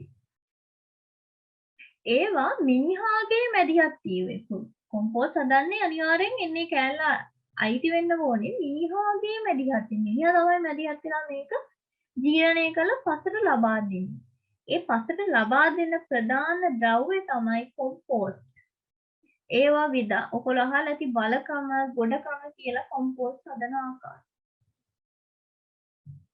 කොම්පෝස්ට් හැදීමට මිනිසා අනිවාර්යෙන් දායක වෙනවා නංගී මල්ලි. කොළ පොහොර. කොළ පොහොර කියන එක ඔයගොල්ලෝ අහලා ඇති ඔය නයිට්‍රජන් ලබා දෙනවා මොකෙන්ද? ඔයගොල්ලෝ ඇහැට ගිලිසීඩිය වැටමාර කියලා ශාකය ගිලිසීඩියා කියන්නේ එක පේපර් එකක ගිලිසීඩියා තිබ්බ තව පේපර් වැටමාර කියන්නේ දෙකම එක ශාකය. දෙකක් නෙමෙයි. මොනවාද කොළ පොහොර කියලා කියන්නේ? ශාක පෝෂක සැපයීමට ශාක පත්‍රවල කොළ පැහැයි තිබේදී. පොහොර ලෙස භාවිතා කරන ශාක තියෙනවා අපිට ශාක පෝෂක විදිහට භාවිතා කරන්න පුළුවන් ඒ ගහේ මේ කොළ ටික. ඒ ශාකයේ කොළ ටික අපිට භාවිතා කරන්න පුළුවන්. ඒක තමයි අපි කියන්නේ කොළ පොහොර කියලා. හොඳට මතක තියාගන්න ඒක තමයි කොළ පොහොර කියලා කියන්නේ. හරිද? ගොවි පොළ පොහොර බලන්න ගොවි පොළ පොහොර. ගොවි පළවල් වල සතුන්ගේ මල මුත්‍ර, මල කුණු, ඒකට සත්ත්ව ආහාර තුන වර්ග ගොමෝයි සත්ත්ව මල උදාවිද ගොම, හරකින්නේ ගොම, එතකොට කුකුල්, අර කුකුල් කුකුල් අතුරුණු තියෙන කොයි පිදුරු වගේ ඒවා. ඒවා ජීර්ණය කරලා තමයි ගොම පොහොර ගන්නෙ. තව ප්‍රධාන වශයෙන් ගත්තොත් ජීව පොහොර කියලා කියන්නේ ඔය නයිට්‍රජන් තිර කරන ශාක වලින් තමයි මේ පොහොර හදාගන්නේ. උදාහරණයක් ගන්න ගත්තොත් ඇනබිනා අසුල්. නයිට්‍රජන් තිර කරන ප්‍රධාන ශාකයක් ඇනබිනා අසුල්ල. ඇනබිනා අසුල්ල කියන්නේ නංගි මලි රනිල කුලයේ ශාකයක්. ගොඩක්ම රනිල කුලයේ ශාක තමයි නයිට්‍රජන් තිර කරන්නේ. ඒකෙන් හදාගන්න පොහොරක් තමයි ජීව පොහොර කියලා කියන්නේ. ඒවා තමයි කාබනික පොහොරවල විවිධ ආකාර. ඉතින් අද දවසේ මට කතා කරන්න නියමිත වෙලා තියෙන්නේ මේ ප්‍රශ්න ටික. අපිට තුන්වෙනි ප්‍රශ්න පත්‍රයේ මේ කරුණ තමයි කතා කරන්න තියෙන්නේ. මම MCQ එක කතා කළා. දැන් රචනා සහ ස්ට්‍රක්චර්ඩ් කතා කරලා ඉවරයි. ඉතින් අද නියමිත වෙලා තියෙන පාඩම් හතරෙන් හැදිච්ච ප්‍රශ්න පත්‍රයේ මේකයි. ඔයාලගේ තමයි යුතුයකම තියෙන්නේ. ඔයාලා ප්‍රශ්න පත්‍රවල ලියලා ඔයාලා තමයි පාඩම් කරලා ලියන්න ඕනේ. මොකද මම මෙතන කිව්වට මම නෙමෙයි මේ ලෝ විභාගයේ ලියන්න ගිහිල්ලා ඔයාලගේ අතේ තමයි වැඩේ තියෙන්නේ. ඉතින් මම පුළුවන් උපරිම මම හිතනවා මම සාධාරණයක් කළා මේ ප්‍රශ්න පත්‍රයේට. මම මේ කියලා දුන්නේ ඔයාලට තේරෙන්න ඇති කියලා මම හිතනවා. මේ ප්‍රශ්න පත්‍රය දැන් ඔයාලා ගන්න නැත්නම් පහළ description box එකක් ඇති. ඒකේ Telegram group එකකින් එයා දාලා link එකට ගිහලා paper එක ගන්න. ඔයාලා ලියන්න මේ paper එකේ ප්‍රශ්න ලියන්න. උත්තර බලලා බලන්න ඔක කොච්චර තරම් ලියනවද වේගය කොහොමද කියලා. ඊළඟ දවසේ ඔයාලට මේකෙම හතරෙනි ප්‍රශ්න පත්‍රය කතා කරයි. ඔයාලට සුබ දවසක්.